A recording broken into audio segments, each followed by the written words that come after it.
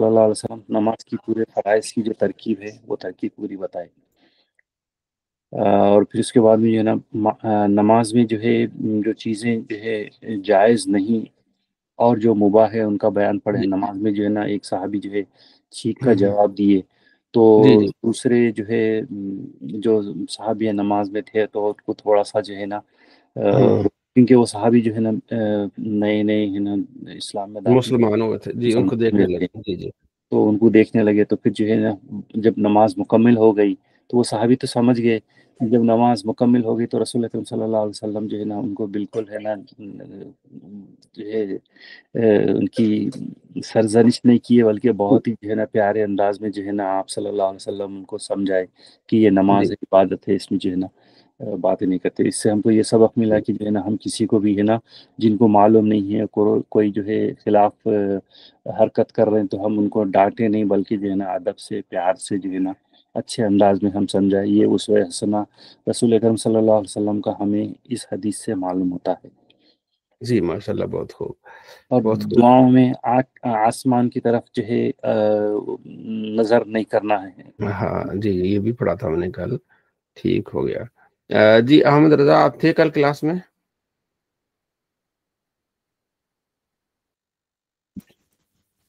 جی احمد رضا صاحب۔ جی مفتی صاحب میں کل کلاس میں تھا۔ ہاں، تو سجود القرآن سے متعلق ہم نے پڑھا تھا، کتنے قرآن پاک میں سجدے ہیں؟ مفتی صاحب 14 سجدے ہیں قرآن پاک میں۔ اچھا، اوقات ممنوعہ اوقات پڑھے تھے ہم نے، ٹھیک ہے جی، تو کتنے اوقات ممنوعہ جہاں ہم نماز نہیں پڑھ مفتی سکتے؟ صاحب 3 اوقات ہیں، جی جی تین اوقات ہیں مفتی صاحب۔ ٹھیک، کون کون سے ہیں وہ؟ مفتی صاحب سورج طلوع ہونے کے 20 منٹ بعد، ہاں یعنی جیسے سورج اور طلوع ہوگا 20 منٹ تک، جی، اور ایک دعوے کبریٰ اور دوپہر کے وقت دوپہر جی کے وقت، تقریباً 12 بجے بنتا ہے، جی جی اور ایک غروب آفتاب سے پہلے۔ ہاں، غروب آفتاب سے پہلے، ٹھیک ہو گیا۔ صلی اللہ علی محمد صلی اللہ تعالیٰ علیہ وآلہ وسلم۔ الحمد للہ رب العالمین والصلاۃ والسلام علی سید الانبیاء والمرسلین، اما بعد فاعوذ باللہ من الشیطان الرجیم، بسم اللہ الرحمن الرحیم۔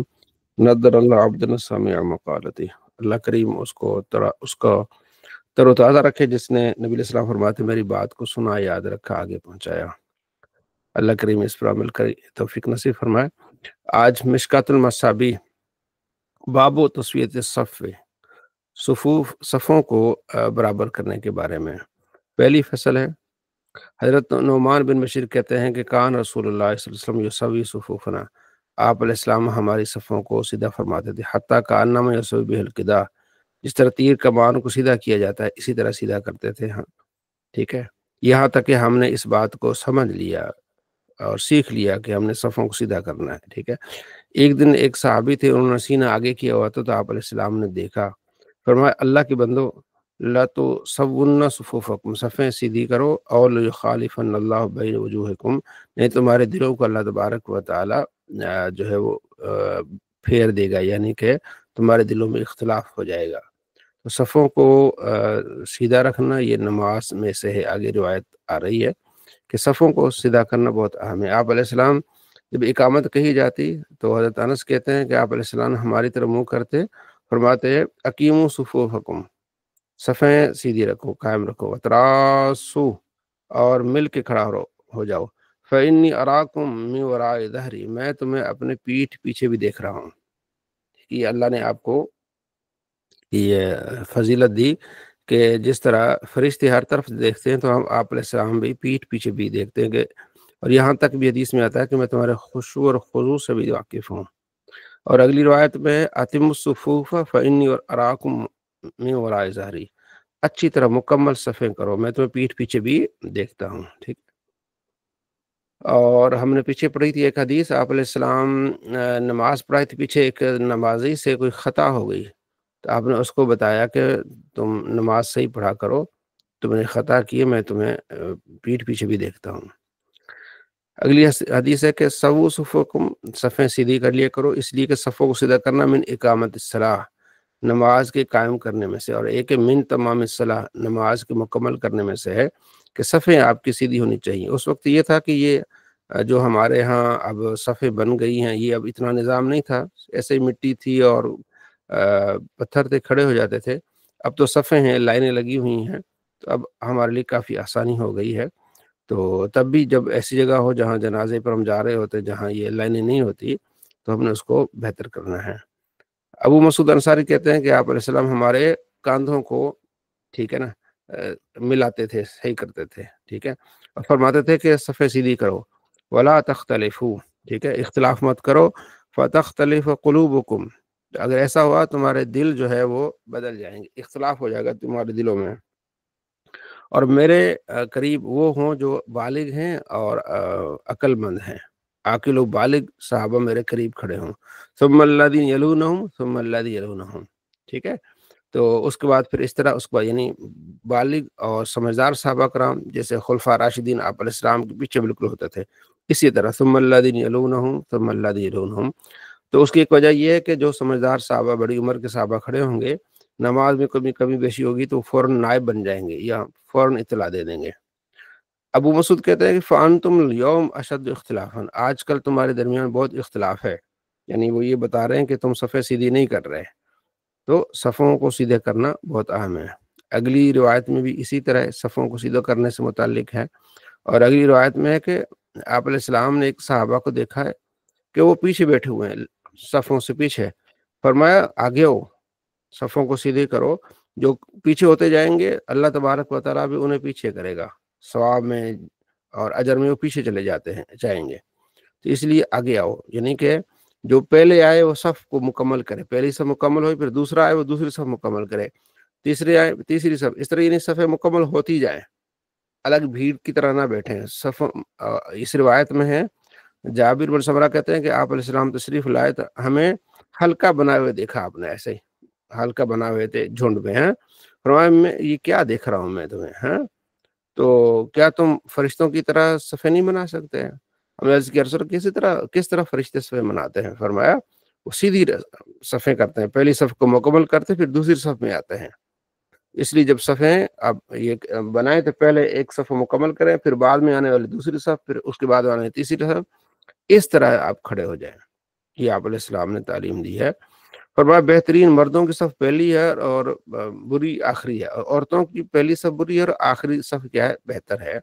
تو مرد حضرات جو ہے پہلی صف میں آنے کی کوشش کریں، جسے کہ ہم نے پیچھے پڑھا کہ اگر انہیں معلوم ہوتا نا کہ پہلی صف میں آنے کا کتنا ثواب ہے تو یہ بہت جلدی کرتے، اور ایک میں ہے کہ یہ قرآن اندازی کرتے ہیں کہ میں کھڑا ہو جاؤں، دوسرا کہے گا میں کھڑا ہو جاؤں، تو یہ بہت ہے۔ رسو صفوفکم، صفیں ملا کر کھڑا ہو، قریب ہو جاؤ، اپنی گردنیں ملا کر کھڑے کرو، ٹھیک ہے، تو شیطان تمہارے بیچ میں بکری کی بچی کی طرح گھس جاتا ہے، اس لیے صفوں کو ملانے کا بہت زیادہ حکم ہے، ٹھیک ہے جی۔ اور آپ نے فرماتا ہے بے شک اللہ اس کے فرشتے جو پہلی صف ہے اس پر درود بھیجتے ہیں، ٹھیک ہے جی۔ اگلی روایت میں اسی طرح ان اللہ ملائکۃ یصلون علی میامن الصفوف، دائیں جانب والوں پر اللہ کے فرشتے درود بھیجتے ہیں، اس وقت ہے کہ جب دونوں برابر ہوں، سارے دائیں کی طرف چلے جائیں گے تو یہ مناسب نہیں رہے گا، ٹھیک ہے جی۔ تو کوشش کریں نمازی کے دائیں طرف آ جائے، ظاہر دائیں مکمل ہو جائے گی تو بائیں والا پہ شروع ہو جائے گا، تو دائیں طرف کھڑے ہونا، پہلی صف میں کھڑے ہونا بہت بڑی بات ہے، ٹھیک ہے جی۔ آپ علیہ السلام صفیں سیدھی کر کے اس کے بعد تکبیر کہا کرتے تھے، اس روایت میں یہ ہے۔ خیارکم الینکم مناکب فی الصلاۃ، تم میں سے بہتر وہ ہے جو تمہارے کاندھے ایک دوسرے کے یعنی کہ نرم ہو، یعنی ایک ساتھ ایک کھڑا ہوا ہے صحابی، دوسرا بھی کھڑا ہو جائے، اس طرح یعنی کہ سخت نہ ہو، ایک دوسرے کے لیے نرمی پیدا کریں۔ استوو استوو استوو، یہ آپ علیہ السلام فرمایا کرتے تھے، استوو استوو استوو، نماز شروع کرنے سے پہلے۔ تو میں بھی جمعے میں یہ حدیث پر عمل کرتا ہوں، استوو صفوفکم، یہ میں پڑھتا ہوں، ٹھیک ہے۔ اور آپ نے حرم میں کبھی سنا ہوگا استوو استوو استوو، جہر میں بھی بہت کرتے ہیں جی، ہر نماز ہاں میں۔ ہاں جی، حرم میں جب نماز شروع ہوتی ہے نا، پھر اکثر آپ نے دیکھا ہوگا استوو استوو استوو، یہ الفاظ آپ نے سنے ہوں گے، تو اگر آپ میں اس کو امام بنے تو یہ ان الفاظ کو دہرائے، استوو استوو استوو، سرکار کے الفاظ ہیں، ٹھیک ہے جی۔ اللہ کی اس ذات کی قسم جس کے ہاتھ میں میری جان ہے इन्नी लअराकुम मिन खल्फी, ठीक है, मैं तुम्हें अपने पीछे से देख रहा हूँ, कमा अराकुम मिन बैन यदै, जैसे मैं आगे देखता हूँ तुम्हें पीछे भी देख रहा हूँ। तो इसलिए नमाज में तो ये कितनी बड़ी आप अलैहिस्सलाम की शान भी है और हमें तालीम भी है। तो ये कि आप अलैहिस्सलाम फरमाते हैं कि तुम सफ़ों को आपने क्या करना है, सीधा करना है, ठीक है जी, और शैतान के लिए जगह खाली नहीं छोड़नी। और इस हदीस में कि इमाम को दरमियान में रखो, ठीक है जी, और खलल बीच में ना होना चाहिए। आप अलैहिस्सलाम ने एक आदमी को पीछे खड़े हुए नमाज पढ़ी अकेले, हैं, फरमाया नमाज लौटा दे, ठीक है, अकेले नमाज पढ़ रहा है, ठीक है जी। तो यानी ये आप अलैहिस्सलाम ने तरगीब दिलाई कि अकेले नमाज न पढ़े, आगे नमाज में आगे मिले अपना सफ़ में, और सफ़ में जगह नहीं है तो पीछे फुका कहते हैं कि अगली सफ़ वाले को किसी बंदे को पीछे से खींच ले, अगर उसको पता है मसले का पता है, नहीं तो फिर ना खींचे। हाँ, अगर ये है कि मैं वज़ू कर रहा हूँ, मैं अकेले नमाज में पिछली सफ़ में आ गया हूँ, पीछे बंदे वज़ू कर रहे हैं, वो भी साथ मिलते जाएंगे, तो फिर तो कोई मसला नहीं है, ठीक है जी। लेकिन अकेले सिर्फ खड़े होना पीछे, क्योंकि सहाबा कराम तो पहले ही पहुंच जाते थे, तो अकेले ही खड़ा था पीछे, तो आपने इस्तेहबाबी तो फरमाया कि आप दोबारा इसको नमाज पढ़ो। तो यहाँ इस बाब में हमने पढ़ा सफ़ों को सीधा करने, और पहली सफ़ की फजीलत, फिर दाएं सफ़ की फजीलत, सफ़ों को मिलाकर खड़े होना, ठीक है ना। और इस पर मेरी वीडियो भी है, टखने टखने से मिलाना, कांधे कांधे से मिलाना। तो टखने टखने से मिलाने का हदीस में है, तो वो ये है कि वो कुछ हजरात कहते हैं पाँव के ऊपर पाँव रख लेते हैं, ठीक है ना। तो वो इमाम इब्न अस्कलानी इस हदीस की शरह करते हैं, टखने पाँव पाँव को मिलाना, यानी टखने टखने से मिलाने के ये कि यूं बराबर हों, ठीक है ना, और कांधे बराबर हों। जब आप कांधे बराबर करेंगे ना, तो पाँव पाँव के ऊपर नहीं आएंगे, बिल्कुल ऐसे ही नॉर्मल जैसे आप खड़े होते हैं ऐसे खड़े हों, आपके टखने दूसरे भाई के टखने के क्या हों, बराबर हों। अगर पाँव को पाँव पर रखेंगे, तो अब जो कि आप आए हैं सुबह 4 बजे, गर्म पानी से वजू करके आए हैं, और मैं एंड पे आया हूँ और मैं ठंडे पानी से वजू करके आया हूँ, जब मैं अपना पाँव आपके पाँव पे रखूंगा, तो ये तो हरारत महसूस होगी, मज़ा किरकिरा हो जाएगा। तो पाँव को पाँव के साथ रखना नहीं है, सीधे रखने हैं, लाइन सीधी करनी है, और कांधे मिलाने हैं। आप जितनी हदीसें आपने पढ़ी है ना, उसमें है कि आप कांधों को नरम रखें, यानी कांधा कांधे से मिलाएं। कांधा कांधे से मिलाने का मकसद भी ये नहीं कि बिल्कुल अटैच करके यूं खड़े हों, क्योंकि बाज़ औक़ात कुछ लंबे होते हैं, कुछ छोटे कद के होते हैं, यूं हकीकी तौर पर कांधा तो नहीं मिलेगा, लेकिन मकसद ये कि बिल्कुल करीब हों और नरमी पैदा करें, ठीक है ना। इस तरह ना खड़े हो जाएं, कोई इधर खड़ा हुआ है ठीक है ना, तो नरमी पैदा करें। तो ये हमने इसमें बहुत कुछ सीखा, इसको आपने अच्छी तरह से देखना है। आगे है खड़े होने की जगह। हज़रत अब्दुल्लाह बिन अब्बास कहते हैं कि मैं अपनी खाला मैमुना के यहाँ गया, जब आप अलैहिस्सलाम रात गुजारते थे उधर, अपने ज़वाज के टाइम होता था फिक्स, हर एक रात एक बीवी के लिए, तो मेरी खाला के पास आप अलैहिस्सलाम का टाइम होता था, तो मैं फिर जाया करता था।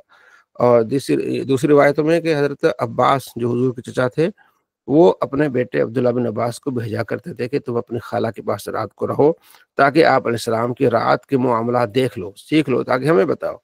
तो वो बताते हैं कि फिर मैंने देखा, वहाँ गया, तो मैं वहाँ रात को रहा, ठीक है। तो मैं भी वहाँ आप अलैहिस्सलाम की जो है ना वो बाईं तरफ सो गया, ठीक है ना, पीठ के पीछे। तो अच्छा, फिर जब आप अलैहिस्सलाम खड़े हो गए, युसल्ली फकुम तो अन यसारी, तो मैं आप अलैहिस्सलाम की बाईं तरफ खड़ा हो गया। आप अलैहिस्सलाम ने मेरा फ़ाख़ज़ बियदी, आपने मेरा हाथ पकड़ा, मैं वराए ज़हरी, पीठ पे ऐसे ही यूं पकड़ के फिर मुझे दाईं तरफ कर दिया, ठीक है। तो अब इसमें बहुत सारे मसाइल निकलते हैं। एक ये है कि आप अगर पकड़ के यूं उसको आगे करते, तो इमाम के पीछे एक मुक्तदी का आना मुनासिब नहीं है, ठीक है, तो पीछे से वो आ सकता है, ठीक है। दूसरा ये कि नमाज में आप अमल कलील कर सकते हैं, एक हाथ से कोई चीज़ ले सकते हैं, रख सकते हैं, किसी को रोक सकते हैं, जिस तरह इन्होंने फिर किसी को मिला भी सकते हैं, जिस तरह आप अलैहिस्सलाम ने अब्दुल्लाह बिन अब्बास को ऐसे ही साथ में मिला दिया। तो दो शख्सों की यहाँ एक और मालूम भी हो गया कि दो शख्सों की जो है वो जमात हो सकती है, कम से कम दो होंगे तो साथ खड़े होंगे, और दो से ज़्यादा होंगे। आगे हदीस आ रही है कि आप अलैहिस्सलाम एक गालिबन अब्दुल्लाह बिन अब्बास ही थे, या और रावी आगे आएगा कि वो फिर वो कह रहा था कि आप अलैहिस्सलाम ने मुझे दाईं तरफ खड़ा किया, एक और साहबी आ गए, आपने फिर पीछे में हमें धकेल दिया, आप अलैहिस्सलाम आगे हो गए। جب 2 سے زیادہ ہوں گے تو پھر امام آگے ہو جائے گا، 2 ہوں گے تو امام لیفٹ میں ہوگا، رائٹ میں جو ہوگا وہ دوسرا ساتھی ہوگا، ٹھیک ہے جی۔ تو اس طرح آپ کر سکتے ہیں۔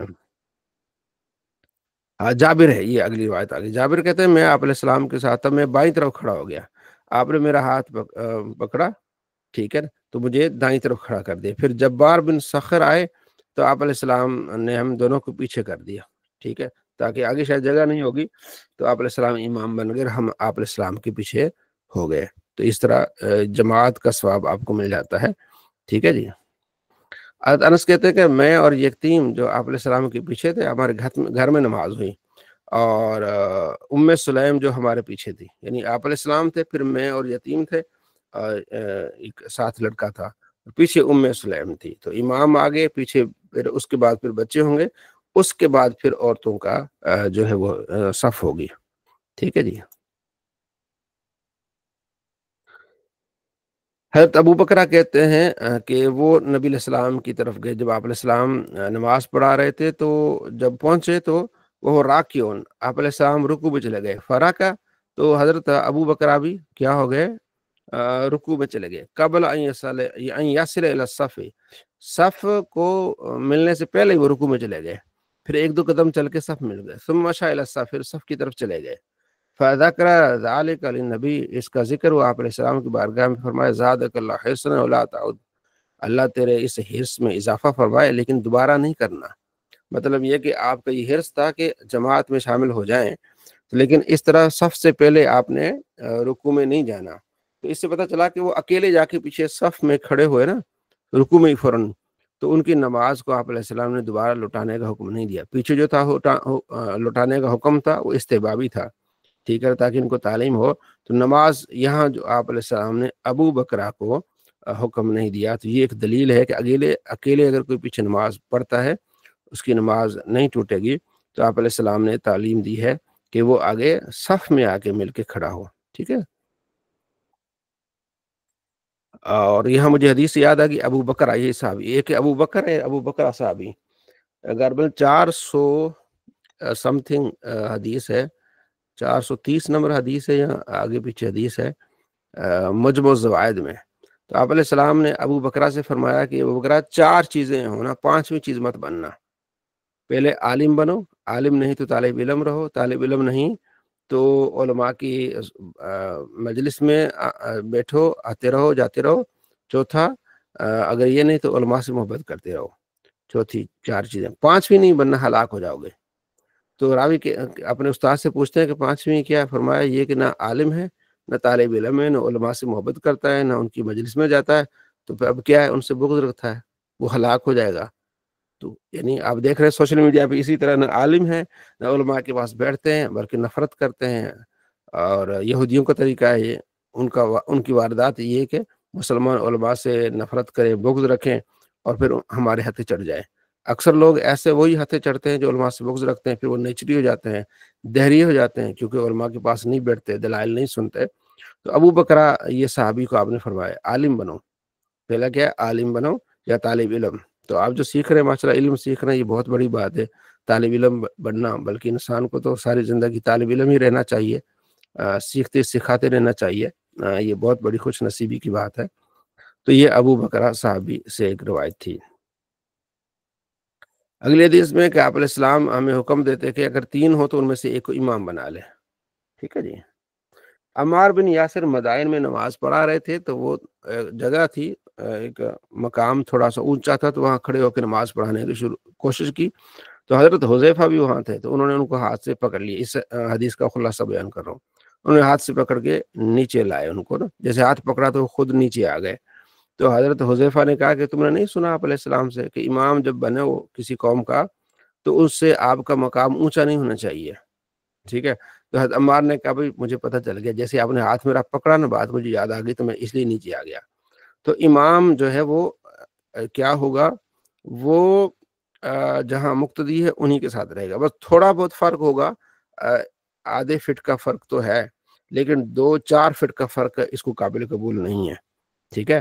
اب یہ نہیں کہ امام جو ہے وہ نیچے ہو اور مقتدی نیچے ہو اور امام اونچے ہو جگہ پر ہو، ایسا نہیں ہے، آپ علیہ السلام نے ایک دو مرتبہ ایسا کیا، جب آگے آئے گا، جب ممبر بنایا گیا تو آپ نے تعلیم کے لیے اب ممبر پہ جاتے تھے، قرات کرتے تھے، رکوع کرتے تھے، پھر سجدے کے لیے پھر نیچے آ جاتے تھے، سجدہ کر کے پھر اوپر چلے جاتے تھے، تو آپ صرف تاکہ صحابہ دیکھیں کہ کیسے نماز ہوتی ہے.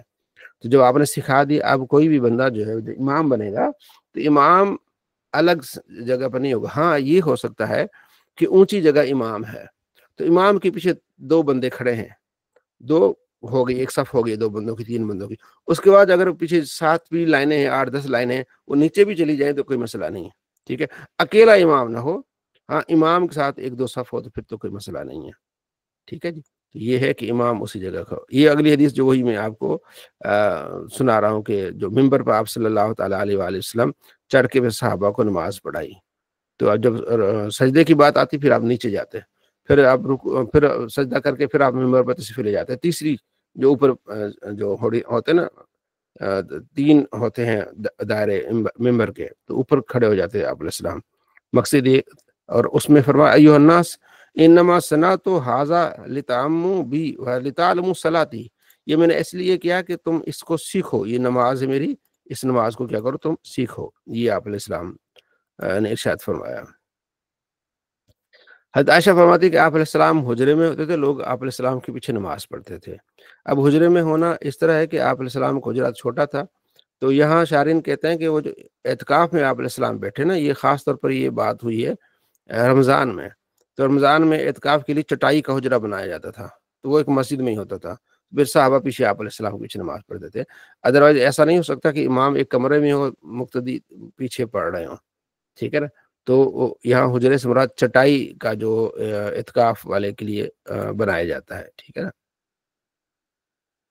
مالک اشری کہتے ہیں کہ آؤ میں تمہیں نبی علیہ السلام کی حدیث نماز سکھاتا ہوں. آپ علیہ السلام نے نماز قائم کی، پھر صف بنائی مردوں کی، اور اس کے بعد پھر بچوں کی صف ہو گئی.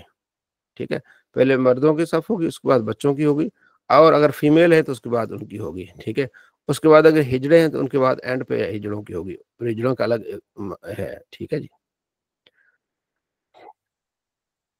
حضرت قیس بن عباد کہتے ہیں کہ میں نماز میں تھا، مسجد میں تھا، کہ ایک بندے نے پیچھے مجھے پکڑا تھوڑا سا نا، میں مجھے پکڑ کے نیچے پیچھے کر دیا، تو میں نماز ہی بھول گیا یہ کس نے مجھے کر دیا. تو وہ حضرت ابی بن کعب تھے، بہت بڑے صحابی ہیں. ٹھیک ہے، تو انہوں نے پھر بعد میں نماز کے بعد کہا اللہ تجھے خوش رکھے، کوئی غم نہ تمہیں پہنچے. نبی علیہ السلام کے عہد میں ہم اسی طرح کرتے تھے. آپ فرماتے تھے جو عاقل و بالغ اور سمجھدار حضرات ہیں وہ آگے کھڑا ہوا کریں، تو اس لیے میں آگے آ گیا. پھر آپ نے کھڑے ہو کے لوگوں کو واعظ و تبلیغ فرمائی کہ اہل عقد ہلاک ہو گئے، خود رب کعبہ کی قسم. تو انہوں نے کہا جی اہل عقد کون ہے؟ انہوں نے کہا جی یہ جو عمراء ہیں. ٹھیک ہے، اہل عقد جو حق پر فیصلے نہیں کریں گے وہ کیا ہوں گے؟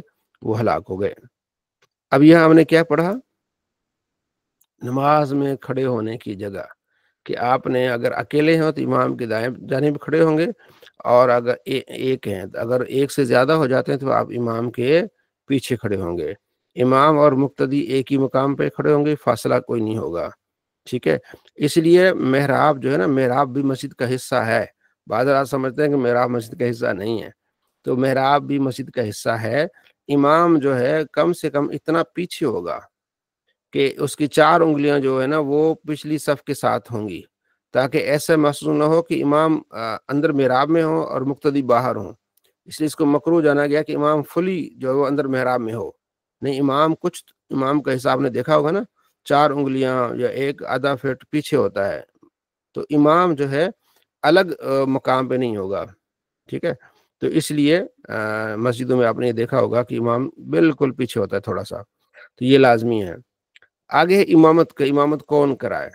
ٹھیک ہے، تو آپ علیہ السلام کے صحابی عبداللہ بن مسعود، یعنی ابو مسعود، ایک عبداللہ بن مسعود ہے، ابو مسعود انصاری، کہتے ہیں کہ آپ علیہ السلام نے فرمایا کہ یا ام القوم، امام قوم کی امامت سب سے زیادہ اقرأہم لکتاب اللہ، سب سے بڑا قاری وہ کرے گا. فإن كانوا في القراءات سواء، قراءت میں برابر ہے، فعالم بالسنہ، جو سب سے بڑا عالم ہے وہ. پھر اگر اس میں برابر ہیں تو پھر ان میں سے جو ہجر جس نے پہلے کی ہے، اگر ان میں سے برابر ہے تو جو عمر میں سب سے پہلے ہے. ٹھیک ہے، تو اب یہ کہ اس وقت تو سارے عالم تو ہوا کرتے تھے، صحابی زیادہ، قراءت قاری کہتے بڑے عالم کو تھے. ٹھیک ہے، تو پھر وہ جو بڑا عالم بھی ہے، قاری ہے، وہ ہے، اور جب یہ سب برابر ہے تو پھر مزید جو ان سے بڑا عالم ہے وہ کر لے، ٹھیک ہے۔ ہاں اگر قاری ہے، اچھی قرات کرتا ہے، ٹھیک ہے، اور عالم بھی ہے، تو پھر تو سب سے اسی کا حق ہوگا، ٹھیک ہے۔ اور صرف قرات نہیں، کیونکہ حضرت ابی بن کعب جن کا ہم نے پیچھے ذکر سنا، تو وہ بڑے قاری تھے سب سے۔ نبی صلی اللہ تعالیٰ علیہ وآلہ وسلم نے فرمایا قرآن 4 میرے صحابہ سے سیکھو، ابی بن کعب، عبداللہ بن مسعود، معاذ بن جبل اور سالم سے، جو ابو حذیفہ کے غلام تھے، ان چاروں سے قرآن سیکھو۔ تو یہ ابی بن کعب بہت بڑے قاری تھے، لیکن کیا ہوا جب امامت کا حکم ہوا، آپ علیہ السلام نے دیا تھا، تو اب حضرت ابو بکر کو دیا، ابی بن کعب کو نہیں دیا۔ اور ابی بن کعب کے بارے میں حدیث ہے بخاری میں کہ آپ علیہ السلام نے ابی بن کعب سے کہا کہ اللہ کا حکم ہے کہ میں ابی بن کعب کو قرآن سناؤں۔ عرض کی یا رسول اللہ نے میرا نام لیا ہے کہ ابی بن کعب کو آپ قرآن سنائیں؟ فرمایا ہاں۔ خوشی میں ان کے آنسو آ گئے ابی بن کعب کے، تو پھر آپ علیہ السلام نے سورہ بینہ ابی بن کعب کو سنائی، لم یکن الذین کفروا من اہل الکتاب، یہ سورہ بینہ جو ہے آپ علیہ السلام نے ابی بن کعب کو سنائی۔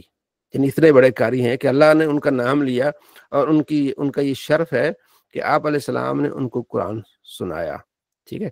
اور یہی جب نبی علیہ السلام نے حکم دیا نماز پڑھانے کا، تو کس کو حکم دیا؟ ابو بکر کو۔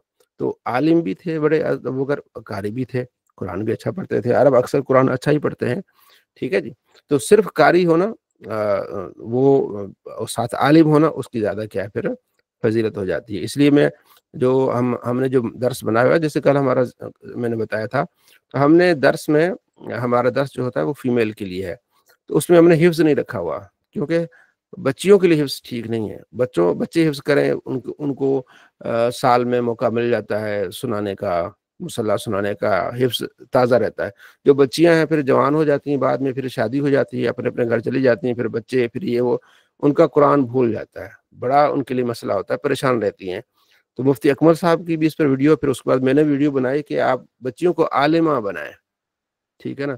تو ہمارے ہاں اکثر ہوتا ہے نا کہ میرا بیٹا بھی حافظ بن جائے یا میری بیٹی حافظ بن جائے، بیٹیوں کو عالمہ بنائے، ترجمہ پڑھائیں، ٹھیک ہے نا۔ تو ہم اپنے درس میں ان بیٹیوں کو ترجمہ پڑھاتے ہیں، اور جو ہے نا ناظرہ پڑھاتے ہیں، عالمہ بناتے ہیں ان کو۔ تو عالمہ کا بہت زیادہ اس کا جو ہے نا وہ درجہ بہت ہے۔ عربی میں الحافظ کل جاہل، حافظ جاہل کی طرح ہوتا ہے، اس نے طوطی کی طرح رٹنا ہوتا ہے، اسے نہیں پتا کیا ہے۔ بعض اوقات یہ ہوتا ہے کہ آپ زیادہ جان رہے ہوتے ہیں، ٹھیک ہے نا، وہ 3 سال سے اس کو رٹ رہا ہوتا ہے، ٹھیک ہے۔ آج کل تو بالکل حافظ نہیں بننا چاہیے، کیونکہ آج کل حفظ میں بہت ٹائم لگتا ہے، محنت کرنی پڑتی ہے، آج کل کے بچے بالکل نہیں کرتے۔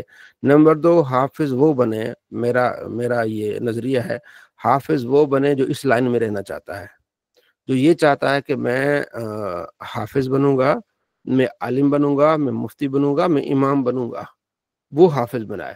جو بھائی اپنے بچے کو حافظ بنانا چاہتا ہے، وہ اس کو پھر پوری یہ لائن، اکثر ہمارے جاننے والے بھائی ہیں، خود شوق ہوتا ہے بچے کو حافظ بنا دیا، اس کے بعد بچہ کالج چلا جاتا ہے، یونیورسٹی چلا جاتا ہے، تو سارا بھول جاتا ہے۔ اکثر ہمارے بھائی ہیں جو فوج میں چلے گئے، حافظ بھول گئے، ٹائم ہی نہیں ملتا، ٹھیک ہے جی۔ تو اسی لائن میں ہے تو پھر آپ ان کو حافظ بنائیں، تو بہتر ہے کہ آپ ان کو عالم دین بنائیں۔ عالم دین کہیں بھی جائے گا فائدہ ہوگا، کوئی بھی کام کر لے، تجارت کر لے، کوئی مسئلہ نہیں، امام نہ بھی بنے کوئی مسئلہ نہیں ہے۔ تو اگر آپ عالم ان کو بنائیں، اور ہو سکتا ہے کہ ان کو پھر آپ آن لائن، جس طرح ہماری کلاس ہیں ان میں عالم بنانا ہے، تو ان میں آپ ان کو شامل کر لیں۔ تو یہ چیزیں گائے بگائے ہم عرض کرتے رہتے ہیں، ٹھیک ہے جی۔ تو یہ آپ یاد رکھیے گا ان چیزوں کو۔ پھر آپ علیہ السلام فرماتے ہیں جب کوئی آدمی کسی جگہ جائے نا، تو وہاں کا جو سلطان ہے، جو بادشاہ ہے، وہی امامت کرائے، یا کسی کے گھر جائیں تو وہ بندہ یا امام ایک رکھا گیا ہے تو وہ امام ہی پڑھائے، باہر کا کوئی بڑا بھی مفتی آ جائے نا، وہ نہ پڑھائے۔ آگے حدیث آ رہی ہے، اس میں مزید کی وضاحت آ رہی ہے۔ یہ مالک بن حویرث صحابی ہیں، اچھا وہ آگے حدیث آ رہی ہے تو پھر آپ کو میں اس پہ سنا لیتا ہوں۔ مالک بن حویرث، جی اگلی حدیث سے اس میں اس کی وضاحت آئے گی۔ اچھا وہ اس طرح کے حضرت ابو سعید کہتے ہیں کہ آپ علیہ السلام فرماتے ہیں کہ اذا کانوا ثلاثۃ، جب 3 ہو تو ان میں سے ایک امامت کرے، اور امامت کا حقدار سب سے زیادہ قاری ہے، جو زیادہ اچھی طرح قرات کرنا جانتا ہے، ٹھیک ہے نا۔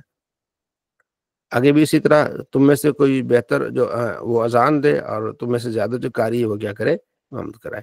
یہ حدیث جو میں آپ کو سنا چاہ رہا تھا، مالک بن حویرث صحابی، ان کے بارے میں ابو عطیہ اکیلی کہتے ہیں کہ وہ ہمارے پاس آتے تھے اور ہمیں حدیثیں سنایا کرتے تھے، باتیں ہوتی تھی۔ جب نماز کا ٹائم ہوتا تو ہم کہتے ہیں حضور آپ نماز جماعت کرائیں، تو وہ کہتے تھے نہیں بھائی، جو یہاں کا امام ہے وہ جماعت کرائے۔ میں تمہیں ایک حدیث سناتا ہوں کہ آپ علیہ السلام فرماتے ہیں کہ جب کوئی آدمی کسی قوم کے پاس جائے تو ان کی امامت نہ کرائے، اور امام ان میں سے ہونا چاہیے، یعنی اگر انہوں نے امام مقرر کیا ہوا تو ان میں سے ہونا چاہیے، ٹھیک ہے نا۔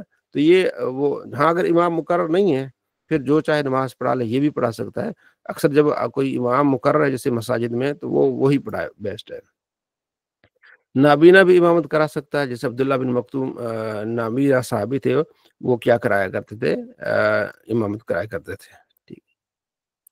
آپ علیہ السلام فرماتے ہیں 3 لوگوں کی نمازیں ان کے اوپر ہی رہتی، سر سے اوپر ہی، ٹھیک ہے، ان کی نمازیں قبول نہیں ہوتی۔ کون ہے؟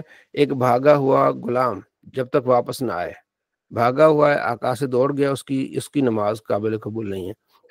دوسرا وہ عورت جو اپنے شوہر کو ناراض کرتی ہے، ٹھیک ہے جی، شوہر کے پاس نہیں آتی، ٹھیک ہے۔ تیسرا وہ آدمی جو امامت کرا رہا ہے لیکن لوگ اس سے خوش نہیں ہیں، اس کی نماز بھی قبول نہیں ہوتی ہے۔ لوگ خوش نہیں ہیں تو کہ بھائی بائے بائے، میں جا رہا ہوں، ٹھیک ہے، آپ کے لیے امام اور میرے لیے مسجدیں اور۔ تو جب امام کو ناپسند کرے لوگ تو اس کی نماز قانون سے اوپر نہیں جاتی۔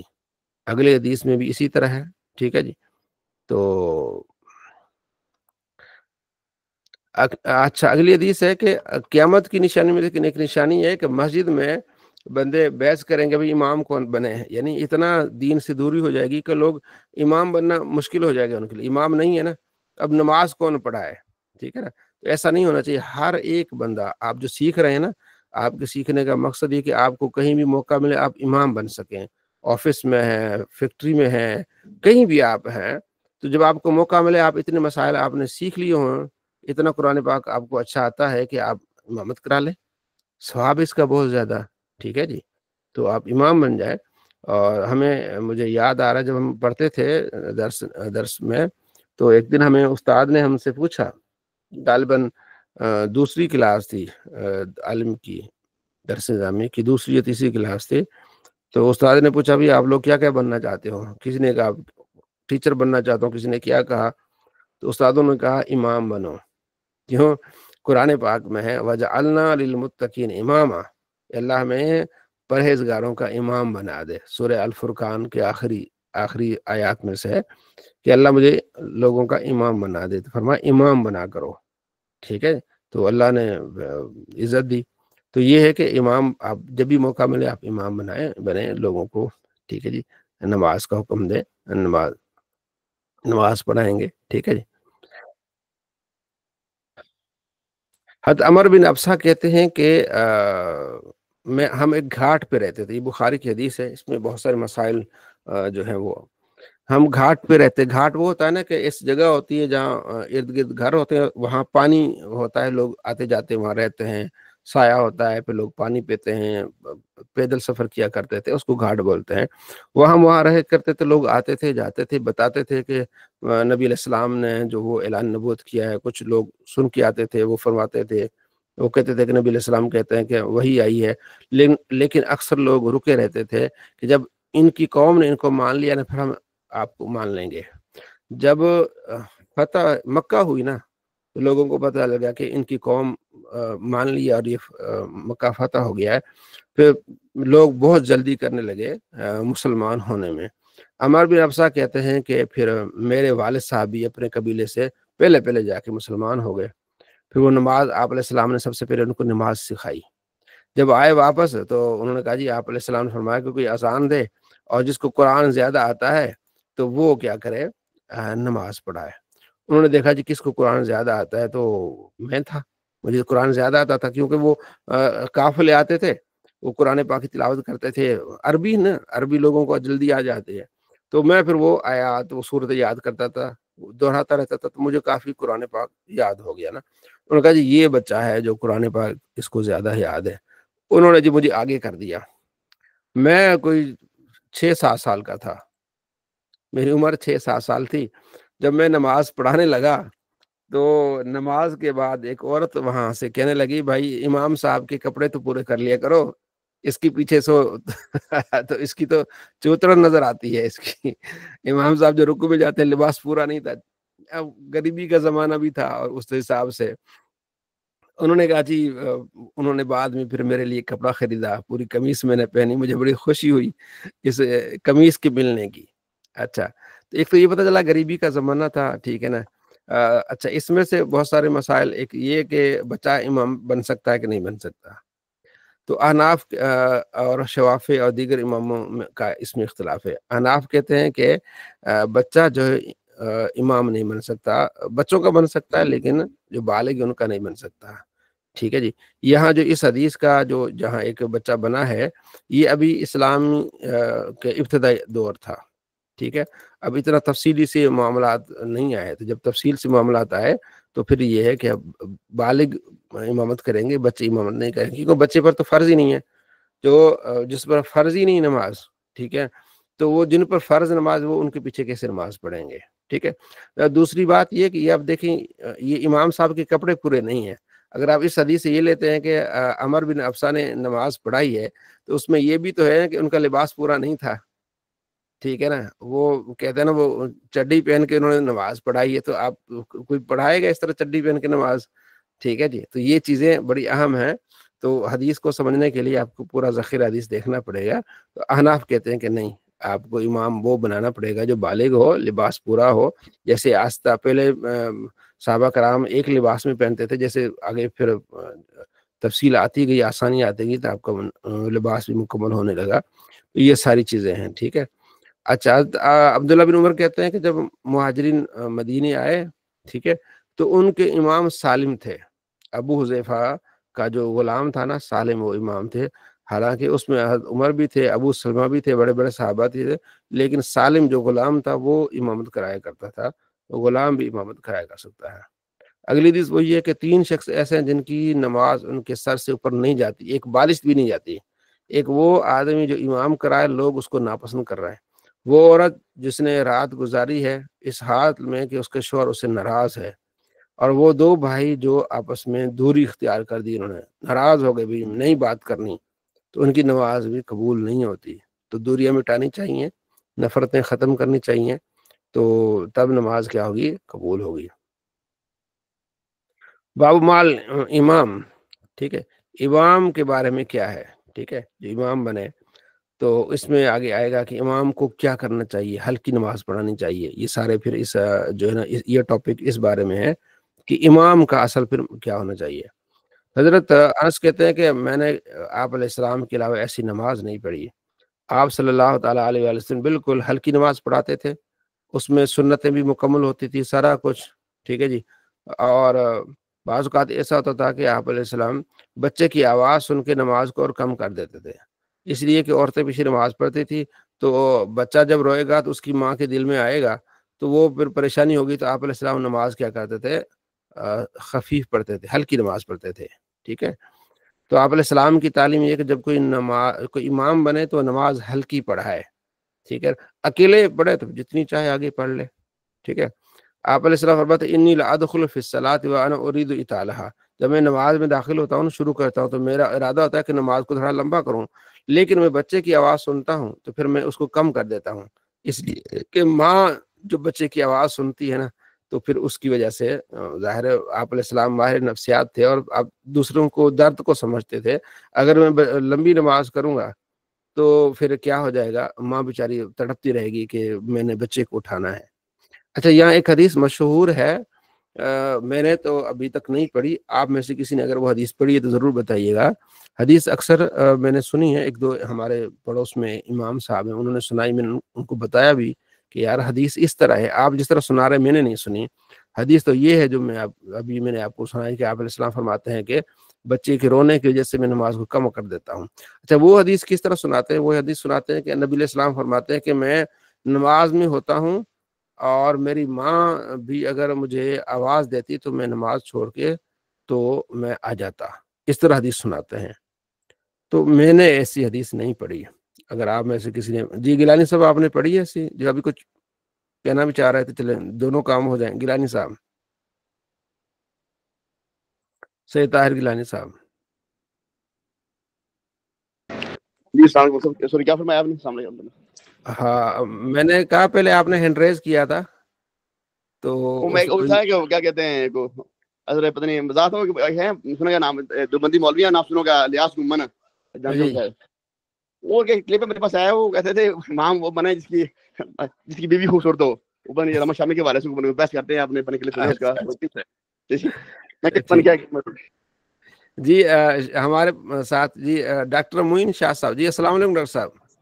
السلام علیکم جی وعلیکم سرکار، السلام۔ میں نے مولانا طارق جمیل صاحب سے یہ سنی تھی، ان کے کسی بیان کے تھا نا، وہ بیان کر رہے تھے، تو میں نے یہ سنی تھی کہ مجھے اگر میری ماں بھی اگر مجھے آواز دے تو میں نیت توڑ کے چلا جاؤں گا۔ تو یہ ابھی آپ جو بات بتا رہے، میں تو اس وقت حیران ہو رہا ہوں یار، اتنے بڑے عالم ہو کر کے وہ ادھوری بات کیسے کریں گے؟ ہاں وہ حدیث میں نے، جی غزالی صاحب کچھ کہنا چاہ رہے ہیں؟ جی جی اس سے پہلے بھی آپ نے نا اس روایت کے بارے میں سوال کیا تھا، 3 ماہ پہلے بھی کلاس میں بات چلی تھی، تو پھر آپ نے چیک کی تھی نا، تو روایت نکل رہی تھی لیکن وہ روایت ضعیف تھی، آپ نے خود چیک کی تھی؟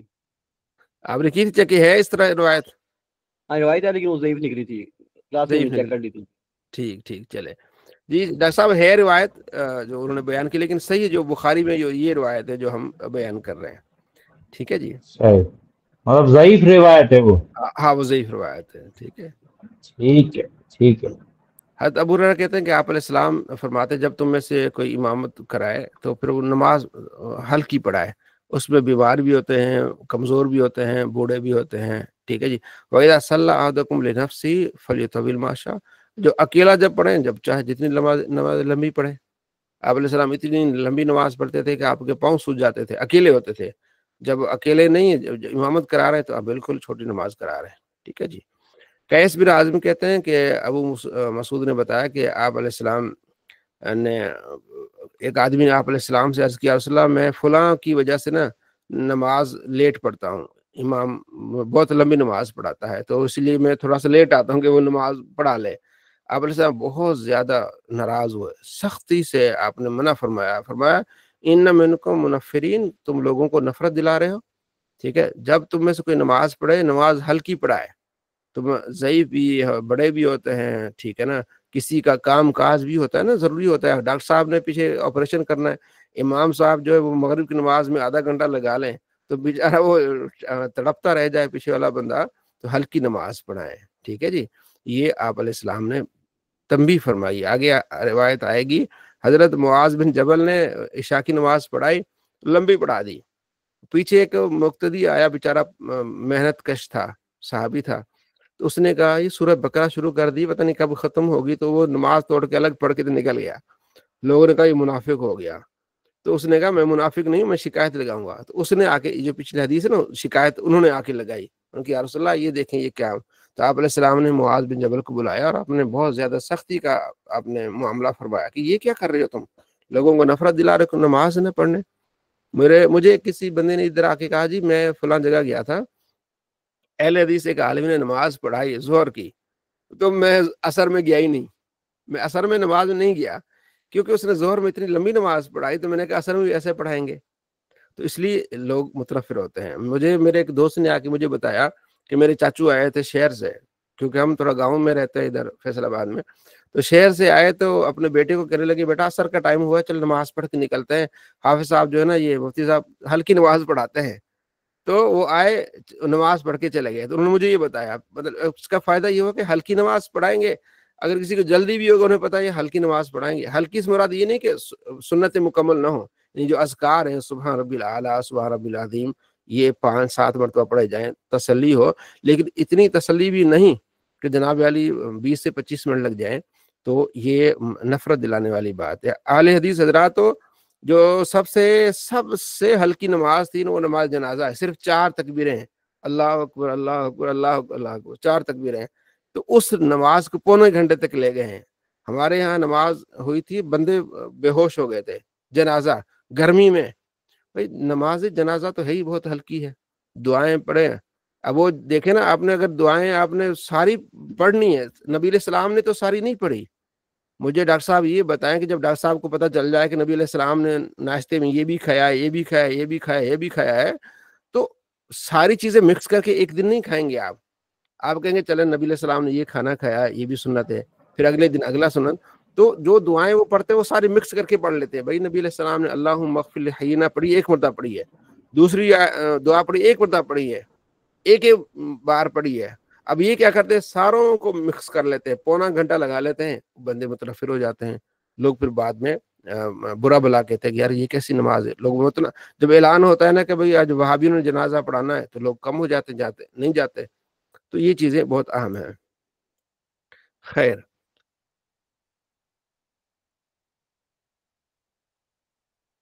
सल्लल्लाहु अलैहि मुहम्मद सल्लल्लाहु अलैहि वसल्लम।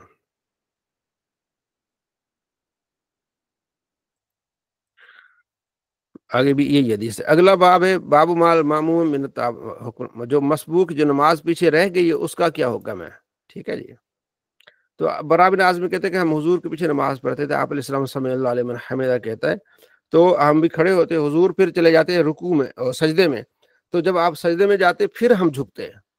ये हुक्म है कि इमाम के पीछे आपने जाना कैसे है, तो आपने इमाम की पैरवी करनी है। अनस कहते हैं कि आप अलैहिस्सलाम हमें नमाज पढ़ाई, तो एक दिन नमाज पढ़ा के हमारी तरफ मुतवज्जे फरमाया, अय्युहन्नास, ए लोगो, इन्नी इमामुकुम, मैं तुम्हारा इमाम हूँ, फला तस्बिकूनी बिरुकू वला बिसुजूद, मेरे से रुकू सजदू में आगे ना जाओ। अब इमाम अब सजदे के लिए जा रहा है, इमाम ने तो तसल्ली के साथ जाना है ना, पहले वो घुटने रखेगा, फिर हाथ रखेगा, फिर जाके माथा रखेगा, और नमाजी धड़ाम पहले पहुंच जाते हैं। फरमाया ऐसा ना करो, इमाम से आगे ना जाओ, ना रुकू में जाओ ना सजदे में जाओ। क़ियाम भी, अब जब सजदे से इमाम खड़ा होगा तो आहिस्ता एक एहतमाम के साथ खड़ा होगा, तो पीछे इस तरह ना जल्दी ना करो, मैं तुम्हें देखता हूँ आगे से भी और पीछे से भी। तो आप अलैहिस्सलाम ने फरमाया इमाम के आगे से ना जाओ। आगे हदीस में आएगी जो इमाम से पहले जाता है ना, उसको डरना चाहिए कहीं उसका चेहरा जो गधे की तरह ना हो जाए। बड़ी सख्त बात है कि आपने इमाम बनाया है, मकसद उसके पीछे जाए। ला तुबादिल इमाम इज़ा कब्बर फकब्बिर, इमाम से आगे जल्दी ना करो। जब इमाम तकबीर कहे तुम तकबीर कहो, जब वो कहे वला दालिन फिर आमीन कहो, जब वो रुकू करे फिर रुकू करो, जब वो समीअल्लाहु लिमन हमिदा कहे फिर आपने क्या करना है, अल्लाहुम्मा रब्बना लकल हम्द। ये तीन पढ़ सकते हैं, रब्बना लकल हम्द, रब्बना व लकल हम्द, अल्लाहुम्मा रब्बना लकल हम्द, तीनों में से कोई भी एक पढ़ सकते हैं।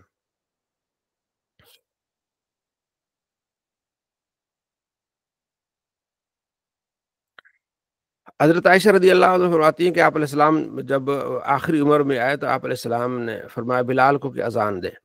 फिर आपने फरमाया कि अबू बकर को कहो कि वो नमाज पढ़ाए।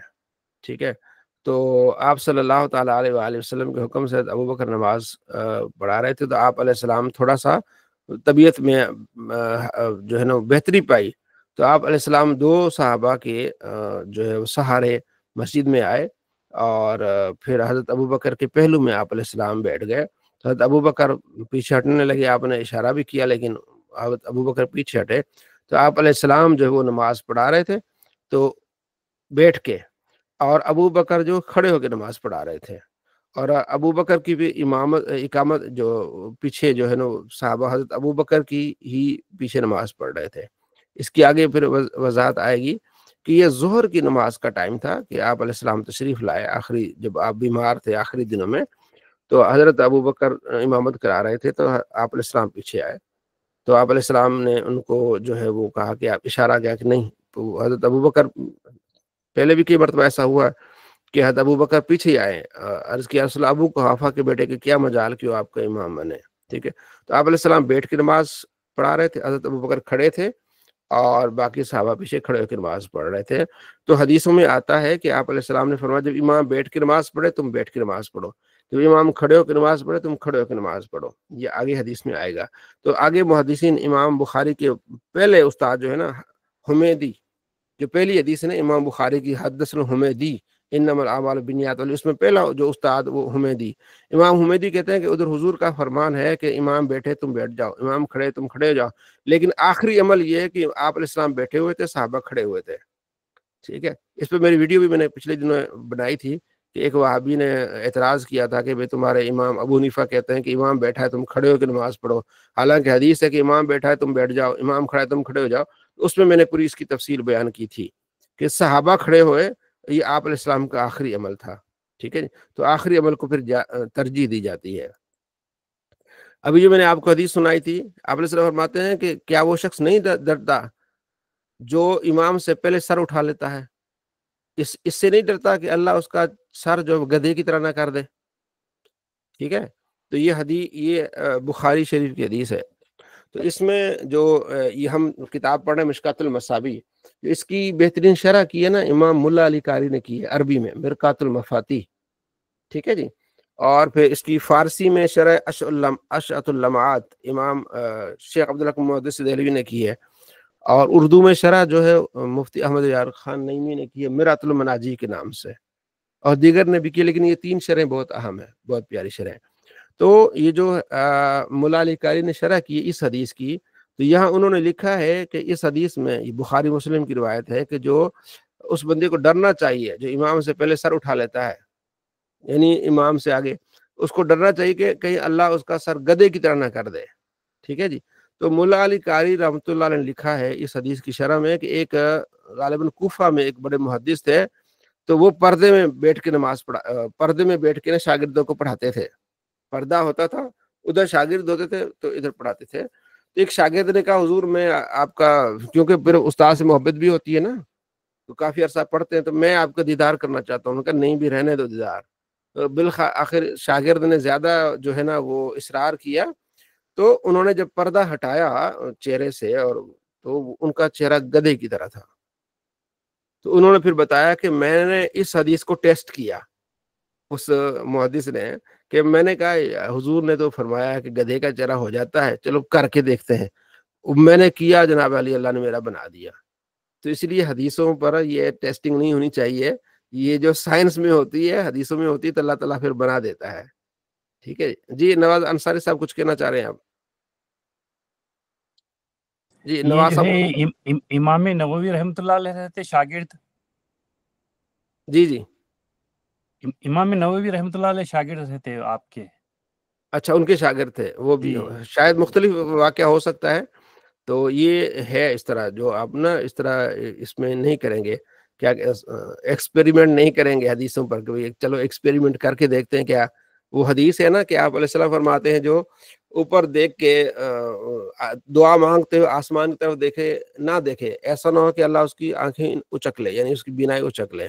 اگر کوئی بندہ اس کو ایکسپیریمنٹ کرے کہ دیکھتا ہوں میری آنکھیں بینائی جاتی کہ نہیں جاتی، کیا پتہ چلی جائے، تو اس طرح نہیں کرنا چاہیے. حدیث کا ادب احترام ہے. تو یہ بعض اوقات انسان غلطی کھا جاتا ہے، وہ حالانکہ بڑے محدث تھے، غلطی کھا گئے، تو اللہ نے پھر ان کو یہ دکھا دیا. ٹھیک ہے. اس روایت میں بھی یہی ہے کہ امام جب نماز پڑھائے تو مقتدیوں کا خیال کرے، اور پیچھے جو ہے وہ جو ہے ان کا اکیلے پڑھے تو بس جتنا چاہے پڑھ لے. ٹھیک ہے. اذا جئتم الى الصلاۃ ونحن سجود فاسجدوا، آپ نے فرمایا جب تم نماز کے لیے آؤ تو ہم سجدے میں، تم بھی سجدہ کرو. ٹھیک ہے. جس نے رکوع پا لیا اس نے رکعت پا لی. رکوع میں آپ شامل ہو گئے تو آپ رکعت آپ نے کیا کر لی، پا لی. ٹھیک ہے. اگلی حدیث میں جو 40 دن جماعت کے ساتھ نماز پڑھے تکبیر اولیٰ کے ساتھ، اللہ اس کے لیے 2 نجات لکھ دیتا ہے، 2 برات ہیں، ایک تو جہنم سے اور دوسرا کس سے، نفاق سے. اچھا، یہ کل میں نے کام دیا تھا احتشام کو، پتہ نہیں احتشام کو بھی دیا تھا. جی نوی صاحب کچھ کہنا چاہ رہے ہیں؟ جی السلام علیکم. جی وعلیکم السلام ورحمۃ اللہ وبرکاتہ. جی استاد جی، ابھی آپ نے رکوع کے بارے میں بتایا، جو رکوع پا لیا تو رکعت مکمل ہو جاتی ہے. اکثر ہم دیکھتے ہیں اپنا جیسے اپنا وضو کر کے آ رہے ہوتے ہیں، امام صاحب رکوع میں ہوتے ہیں، اور جب نماز میں ملنے لگتے ہیں نا تو تکبیر کہنے کے بعد نا وہ ثنا پڑھتے ہیں. نہیں، جب امام رکوع میں ہو تو پھر آپ نے ثنا نہیں پڑھنی، آپ اللہ اکبر اللہ اکبر، پھر آپ سجدائی آپ جو ہے نا وہ رکوع میں چلے جائیں. ٹھیک ہے جی. یہ کثرت سے نا نظر آتا ہے دیکھنے میں. ہاں، ثنا پڑھیں گے تو رکوع سے اٹھ جائے گا، پھر تو آپ کی رکعت گئی. پھر ثنا کیا ہے، مستحب ہے، لیکن نہیں، وہ رکعت میں ٹائم شامل بھی ہونا. رکھتے ہیں کہ میرے دیر میں نا پڑھنا ہے. सना को, वो सना को पढ़ना ना उस वक्त जरूरी समझते हैं। नहीं जी डॉक्टर साहब। ये हजरत मालूम करना था कि कहते ही हैं कि नियत, जब हम जिस तरह अभी भाई की बात को आगे बढ़ा रहा हूँ कि अल्लाह अकबर करके नियत बांधी, आप इतनी देर जरूर खड़े हो कि जितनी देर 3 दफा आप सुभान अल्लाह पढ़ लें। नहीं आप देखें, ऐसा कुछ है क्या? आप जैसे खड़े हो गए ना, बस ये आपका क्या हो गया, अल्लाह अकबर, आप नीचे चले जाए। अच्छा, मतलब वक्फा नहीं करना है कि 3 दफा सुभान अल्लाह कहा जाए, ऐसा रुकना नहीं। अल्लाह अकबर कह दिया आपने, आप सीधे खड़े हो, ये आपका क्याम हो गया, फर्ज अदा हो गया, फिर आप खड़े हो जाए। दूसरा नियत जो है ना, वो आप नियत कहते हैं दिल के इरादे को, आपने इरादा दिल में कर लिया कि नमाज पढ़ रहा हूँ, तो ज़बान से कहना लाजमी नहीं है। ठीक है ठीक है ठीक है जी। नबी साहब माइक म्यूट कर ले, पीछे से आपकी आवाज आ रही है। ठीक है जी।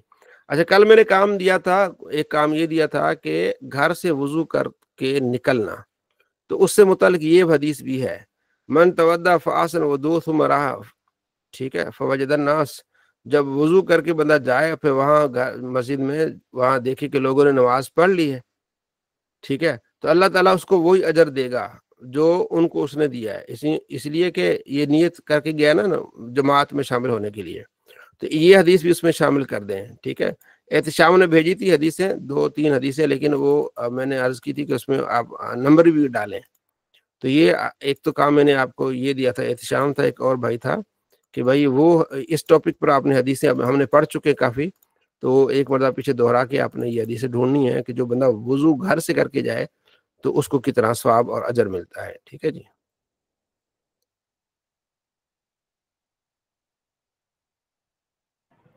जी डॉक्टर साहब।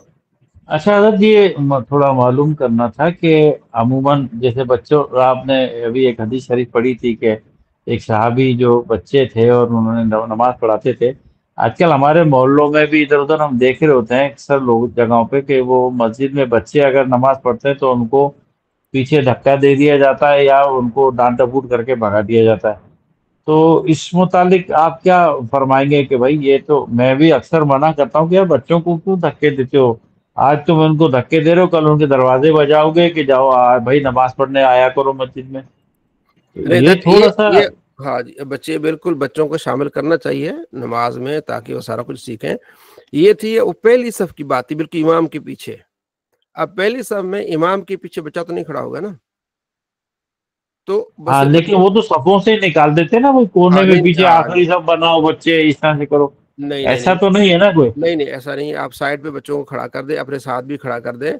अब जो बड़े शहर में कराची हैदराबाद में आप कैसे आप बच्चे को कहेंगे पीछे सब में चला जाए, रश होता है, बच्चा आगे पीछे हो जाए। ठीक है, सही बात है।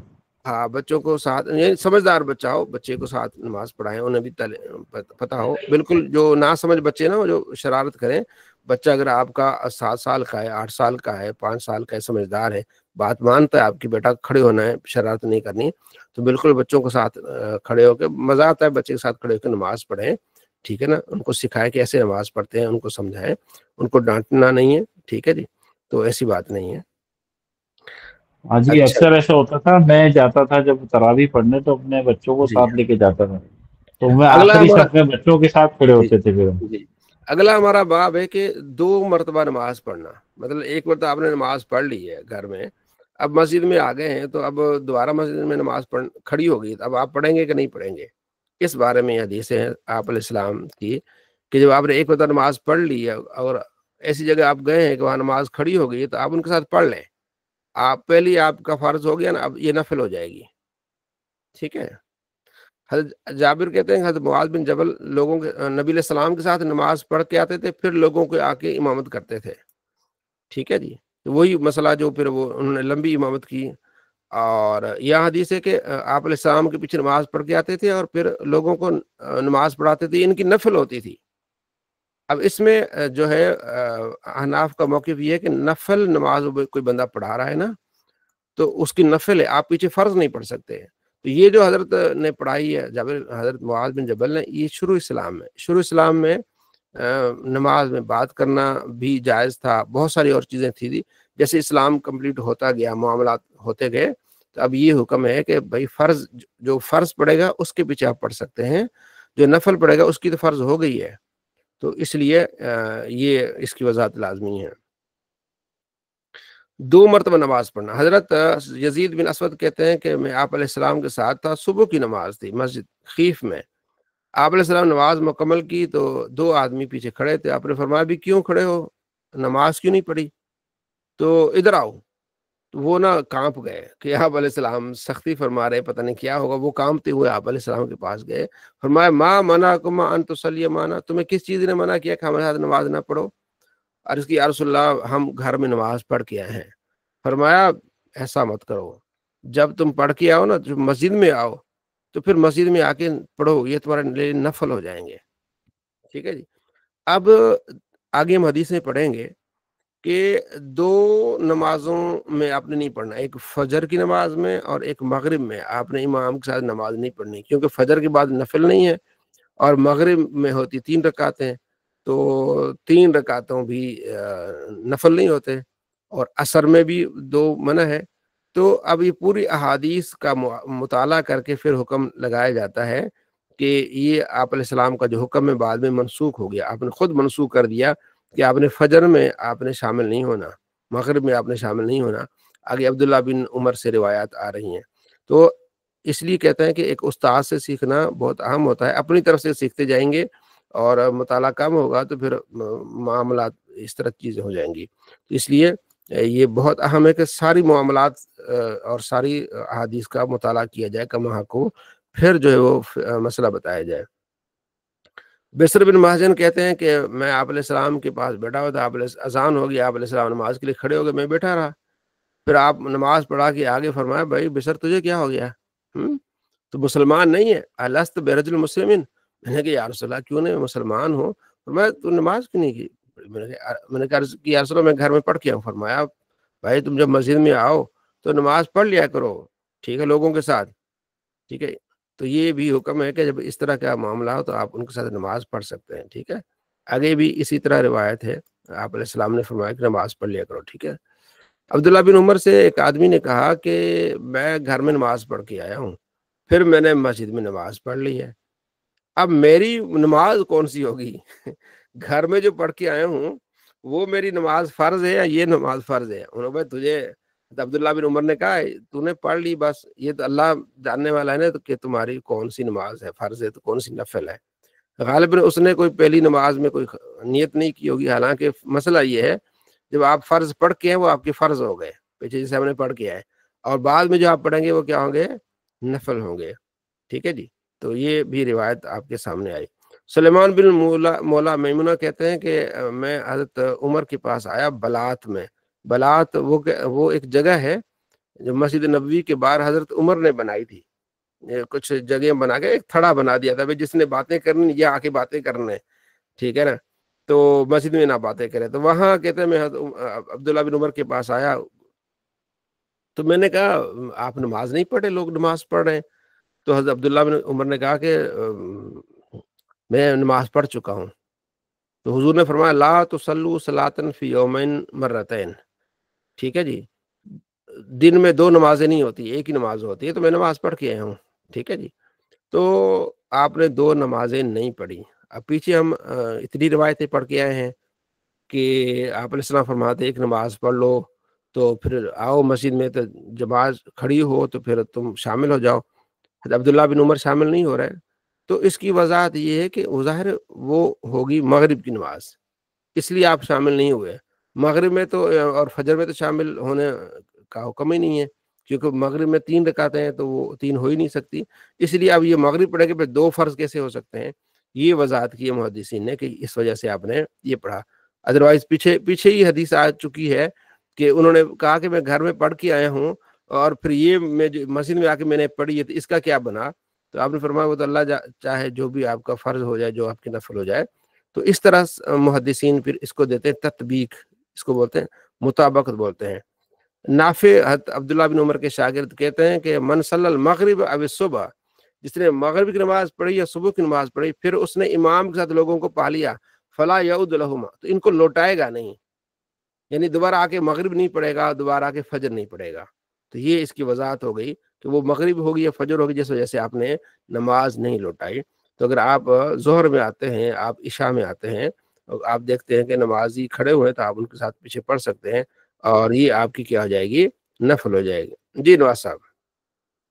تو اس میں ہمارے کو جو ہے فجر اثر اور مغرب کی ہے نا، ہم ہاں اگر پڑھ لیے تو نہیں پڑھیں گے، ہاں جی، یہ 3 ظہر نمازیں۔ اور عشاء، ظہر اور عشاء۔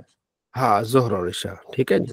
اب جزاک آگے نواز صاحب آپ کا ٹاپک جو دیا تھا وہ شروع ہو گیا ہے، سنتیں اور ان کی فضیلتیں، ٹھیک ہے جی۔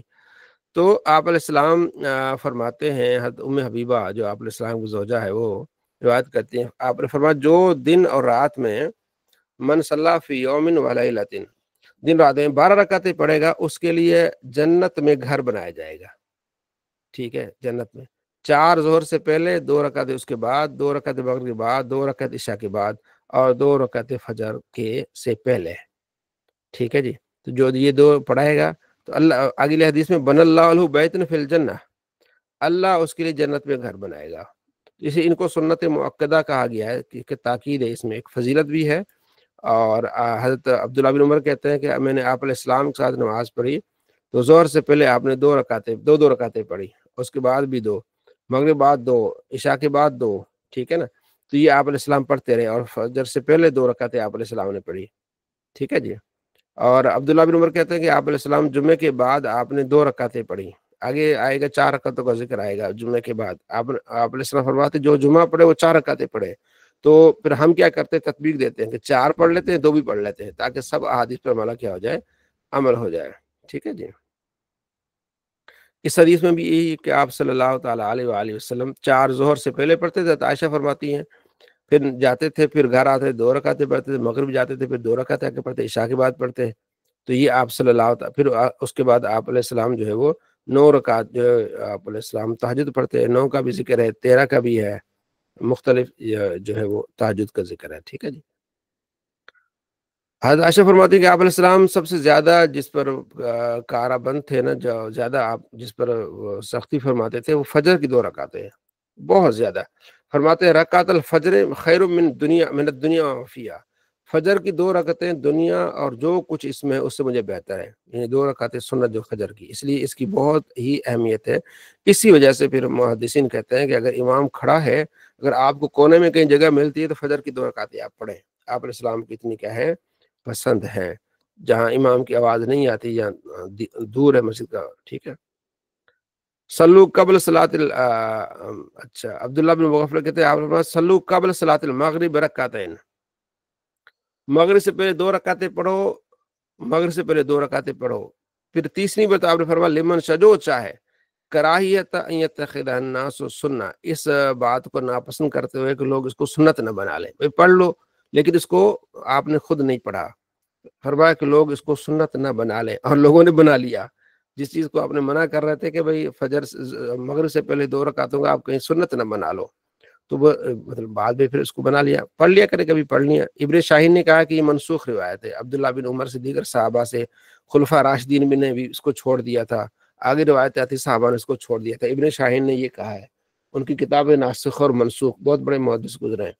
علامہ غلام رسول سعیدی فرماتے ہیں کہ نہیں یار، پڑھنے نفل ہے، کیونکہ ایک حدیث یہ بھی ہے کہ اذان اور نماز کے درمیان، فرض کے درمیان نفل ہے، سنت ہے، جتنی چاہے پڑھ لیں، تو اس حدیث کو بھی عمل کرتے، اگر پڑھ لیتا ہے تو اس کو ہم یہ نہیں کہیں گے کہ نہیں پڑھنا چاہیے، یہ محدثین کی رائے ہے، اکثر کہتے ہیں کہ یہ منسوخ ہے، خیر۔ اچھا، یہ حدیث ابو ہریرہ سے روایت، آپ علیہ السلام فرماتے ہیں من کان منکم مصلیا بعد الجمعہ فلیصلی اربعا، جو بندہ جمعہ پڑھے اس کو اس کے بعد 4 رکعتیں پڑھے، ٹھیک ہے۔ تو ہمارا دونوں حدیثوں پر عمل ہے کہ ہم 4 بھی پڑھتے ہیں، پھر 2 بھی پڑھتے ہیں، اور اس سے پہلے 4، اس پہ میری ویڈیو بھی ہے جمعے کی رکعت، ٹھیک ہے۔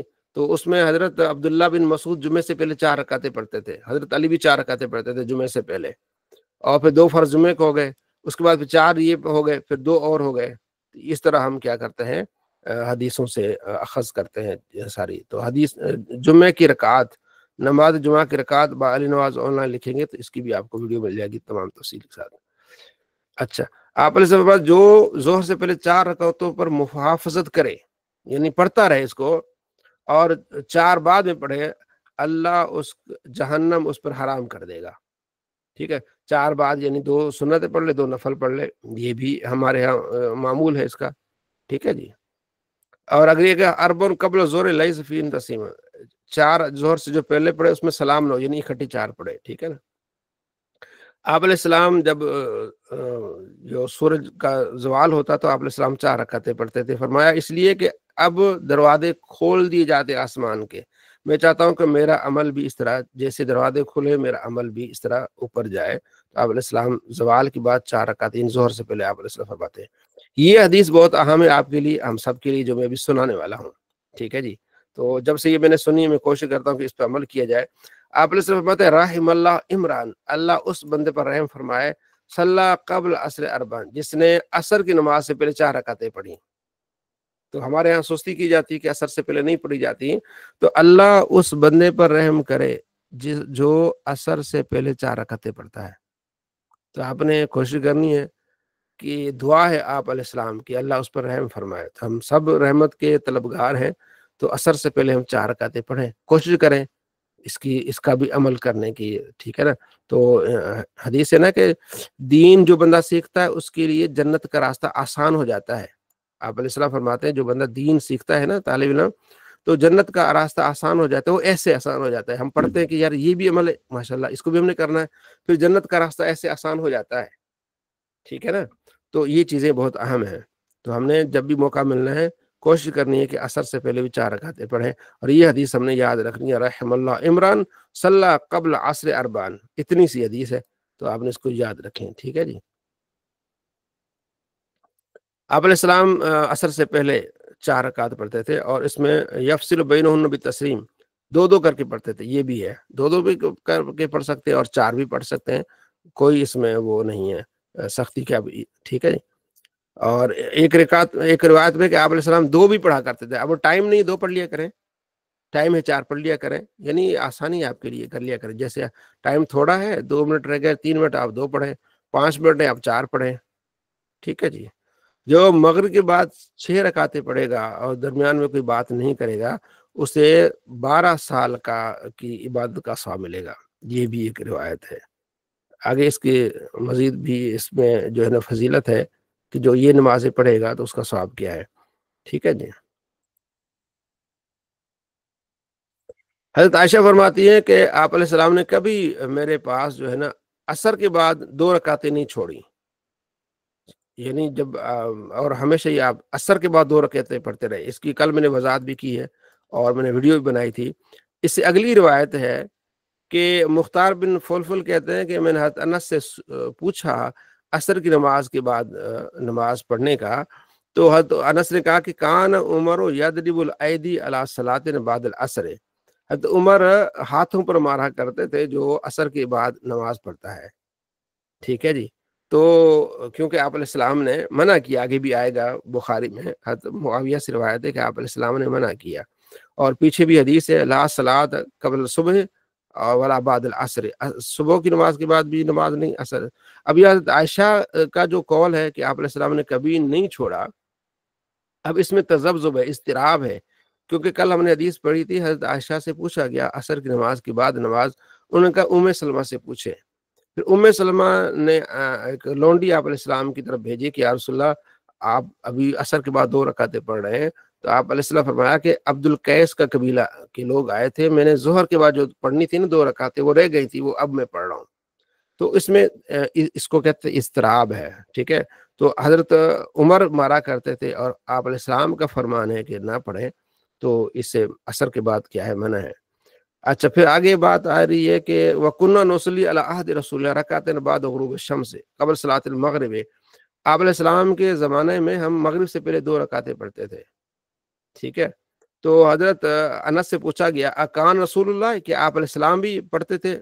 फरमाया हमें देख के पढ़ते थे, ना हमें हुक्म देते थे ना हमें मना करते थे, यानी सुन्नत नहीं है, सहाबा पढ़ते थे, फिर बाद में सहाबा ने पढ़ना से कर दिया, तर्क कर दिया, ठीक है ना। कि जब हम मदीने, अनस कहते हैं कि जब कुन्ना बिल मदीना, जब हम मदीने में होते थे, जब अजान होती थी मगरिब की, तो सहाबा फिर सुतूनों के पीछे जाके नमाज पढ़ते थे। और कोई बंदा दाखिल होता था, वो कहता था भाई सारी नमाज पढ़े, शायद मगरिब की नमाज हो चुकी है, इस तरह का अमल हुआ करता था। तो बाद में ये तर्क हो गया। साहबी से पूछा गया क्यों तर्क कर दिया आप लोगों ने? फरमाया मशगूलियत की वजह से, تو مشغولیت آگے مفسرین کہتے ہیں مشغولیت سنت کو تو مشغولیت کی وجہ سے نہیں چھوڑا جا سکتا، یہ ان کا اپنا عمل تھا، نفل سمجھ کے کرتے تھے، تو نفل لازمی نہیں ہوتا، تو پڑھا نہ پڑھا اس میں کوئی وہ نہیں ہے، ٹھیک ہے۔ تو یہ چیزیں ابھی آپ کے سامنے ہیں، ٹھیک ہے۔ آپ علیہ السلام عبد الاشہل قبیلے، بنی عبد الاشہل قبیلے میں آئے لوگ نماز مغرب کے بعد وہاں نماز پڑھ رہے تھے، فرمایا یہ کون سی نماز پڑھو؟ انہوں نے عرض کیا رسول اللہ نفل نماز، فرمایا گھر میں پڑھا کرو، نفلی نماز گھر میں پڑھا کرو۔ اگلی حدیث ہے کہ آپ علیہ السلام نے مغرب کے بعد آپ علیہ السلام نے ایک نماز طویل نماز پڑھی، ابن عباس کہتے ہیں۔ اب مسجد میں پیچھے آپ منع فرما رہے ہیں اور یہاں جو ہے آپ علیہ السلام خود پڑھ رہے ہیں، تو اس کی وجہ یہ ہے کہ یہ بیان جواز کے لیے، وہ استحباب ہے کہ آپ بہتر ہے آپ گھر میں پڑھیں، نفل نمازیں آپ گھر میں پڑھیں، وہ یہ آپ علیہ السلام کی تعلیم ہے، اور یہ بیان جواز کے لیے کہ ہم مغرب کے بعد بھی آپ مسجد میں بھی پڑھ سکتے ہیں، بہتر وہاں ہے، لیکن یہ بیان جواز نہیں، آپ علیہ السلام کا عمل کیا ہے بیان جواز کے لیے کہ یہ بھی کیا ہے جائز ہے، ٹھیک ہے۔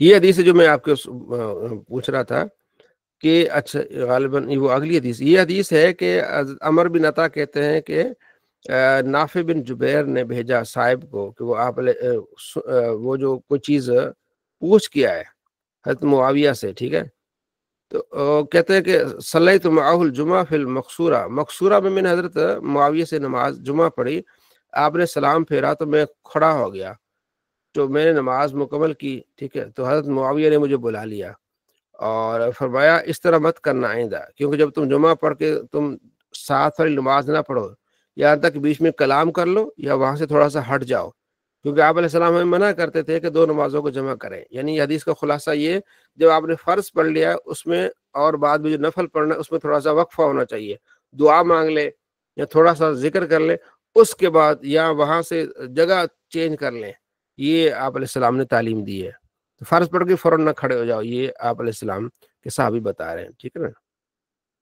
حضرت عبداللہ بن عمر جب مکے میں ہوتے ہیں نا، جمعے کے بعد 2 رکعتیں پڑھتے ہیں، ٹھیک ہے، صلی الجمعہ بمکت، ٹھیک ہے، 2 رکعتیں پڑھتے ہیں، اور ثم یقدم فیصلی اربن، پھر اس کے بعد 4 رکعتیں پڑھتے ہیں۔ جب مدینے میں ہوتے تو گھر میں جاتے اور 2 رکعتیں پڑھتے، مسجد میں نہیں پڑھتے تھے، ٹھیک ہے۔ یہ عبداللہ بن آگے روایت ہے رأیت ابن عمر صلی بعد الجمعہ رکعتین ثم صلی بعد اربعا، اور ایک راوی کہتے ہیں کہ میں نے جو ہے عبداللہ بن عمر کو دیکھا کہ آپ 2 رکعتیں پڑھتے تھے جمعے کی، اس کے بعد پھر آپ 4 رکعتیں پڑھتے تھے۔ یہ راوی نے آپس میں دیکھا تو وہی عمل ہو گیا نا کہ پہلے آپ 2 رکعتیں، یعنی جمعے کے بعد 6 رکعتیں، پہلے 2 پھر 4، یا پہلے 4 پھر 2، جو بھی آپ کر لے، یہ چیزیں ہیں، ٹھیک ہے جی۔ تو یہاں تک اب رات کی نماز یعنی تہجد کی نماز کی فضیلت، عائشہ فرماتی ہیں کہ آپ علیہ السلام جب عشاء سے فارغ ہو کے یصلی فی بین ان یفرغ من العشاء 11 رکعتیں پڑھتے تھے، ٹھیک ہے، یصلی من کل رکعتین، اور ہر 2 رکعتوں کے بعد سلام پھیرتے تھے اور 1 رکعت پھر ساتھ ملا دیتے وتر کے لیے، ٹھیک ہے جی۔ تو اس طرح آپ 11 پڑھتے تھے، آپ 13 بھی پڑھتے تھے، آپ 8 بھی، مختلف جو آگے روایتیں آ رہی ہے۔ آپ علیہ السلام اذا صلی رکعت الفجر، ٹھیک ہے، جب آپ فجر کی نماز پڑھتے تھے اگر میں جاگی ہوتی تو آپ مجھ سے باتیں کرتے، نہیں تو پھر آپ پڑھ کے چلے جاتے، ٹھیک ہے جی۔ اگلی حدیث میں 13 رکعتیں، ان میں سے وتر بھی ہے، 2 فجر بھی ہے، تو اس طرح آپ علیہ السلام 13 رکعتیں پڑھتے تھے۔ حضرت عائشہ سے پوچھا گیا کہ آپ علیہ السلام رات کو، فرمایا 7 و 9 و 11 رکعت، ٹھیک ہے، آپ 7 بھی پڑھتے تھے، 9 بھی پڑھتے تھے، 11 بھی پڑھتے تھے، ٹھیک ہے نا، یعنی فجر کے علاوہ، فجر ملائیں تو 7، یہ 9 ہو جائے گی، 9 11 ہو جائے گی، 11 جو ہے وہ 13 ہو جائے گی، تو اس طرح آپ علیہ السلام پڑھا کرتے تھے، ٹھیک ہے، اور اس کے بعد فجر کی مختصر 2 رکعتیں پڑھا کرتے تھے۔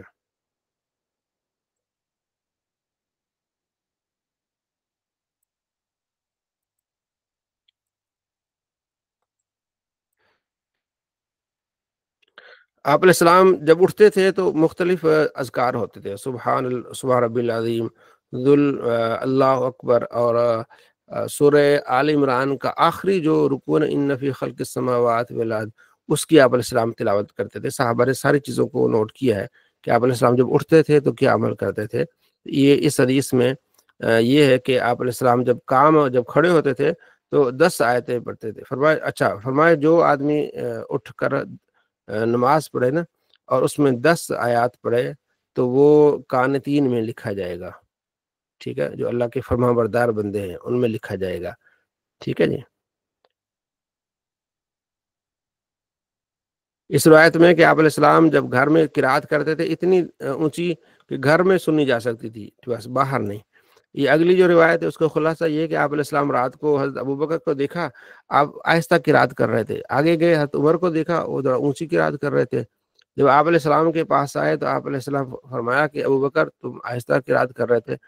ان کے یا رسول اللہ جس کو میں سنانا چاہ رہا تھا وہ رب میرا سن رہا تھا، تو میں اس طرح. حضرت عمر سے پوچھا تو آپ نے فرمایا کہ میں چاہ رہا تھا کہ لوگ جو ساتھ سوئے ہوئے وہ بھی جاگ جائیں. آپ نے فرمایا ابوبکر تم تھوڑا سا اونچا کرو اور عمر تم تھوڑا سا آواز کو پست رکھو. تو یہ صحابہ کرام قرات کرتے تھے جو ہے وہ رات کو. ٹھیک ہے جی. اگلی حدیث میں کہ آپ علیہ السلام فرماتے ہیں کہ بہترین عمل وہ ہے اللہ کو پسند ہے وہ جو ہمیشہ کیا جائے. ٹھیک ہے جی.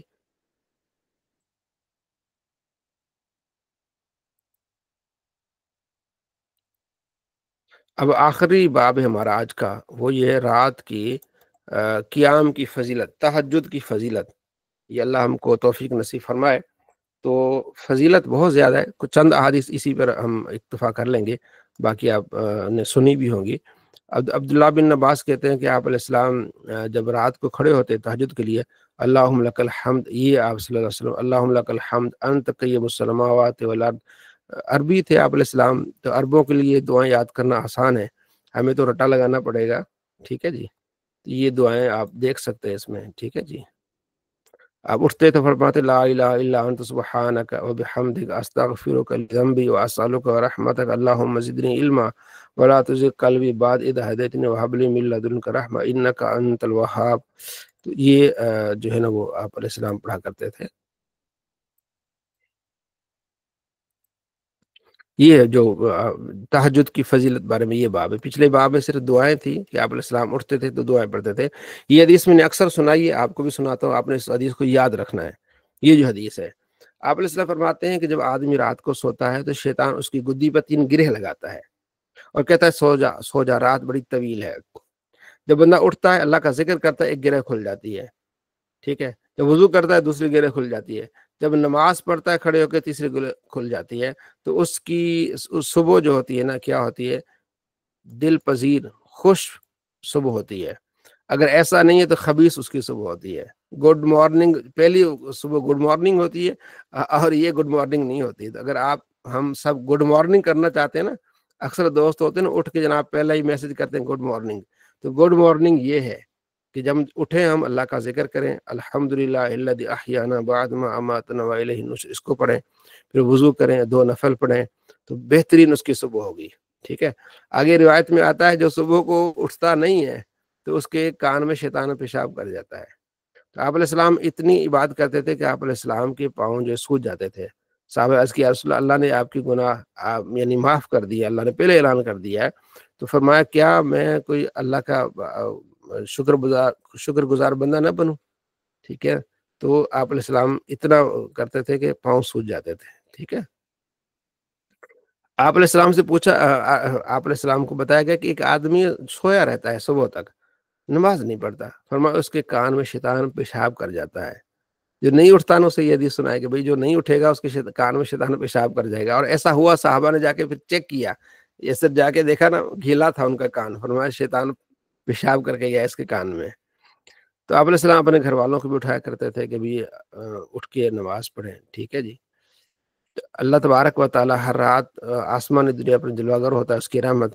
اور آخری پہر میں اللہ فرماتے ہیں میں یدعونی، کون ہے جو میرے سے دعا کرے میں اس کی دعا کو قبول کروں. کون ہے جو میرا سوالی میرے سے سوال کرے میں اس کو عطا کروں. کون ہے جو مجھ سے بخشش مانگی میں اس کو بخش دوں. یہ آخری پہر میں اللہ تبارک و تعالیٰ کی طرف سے حدیث ہے کہ جو آخری پہر میں اللہ سے دعا کرے اللہ تبارک و تعالیٰ اسے عطا فرماتا ہے. من امر دنیا و آخرہ، دنیا کے کوئی سوال کرے، آخرت کا سوال کرے، اللہ اسے دیتا ہے. تو صبح اٹھ کے اپنے لیے دعا کریں، اپنے دوستوں کے لیے دعا کریں، اپنے بھائیوں کے لیے دعا کریں. ٹھیک ہے جی. یہ بہت اہم چیز ہے.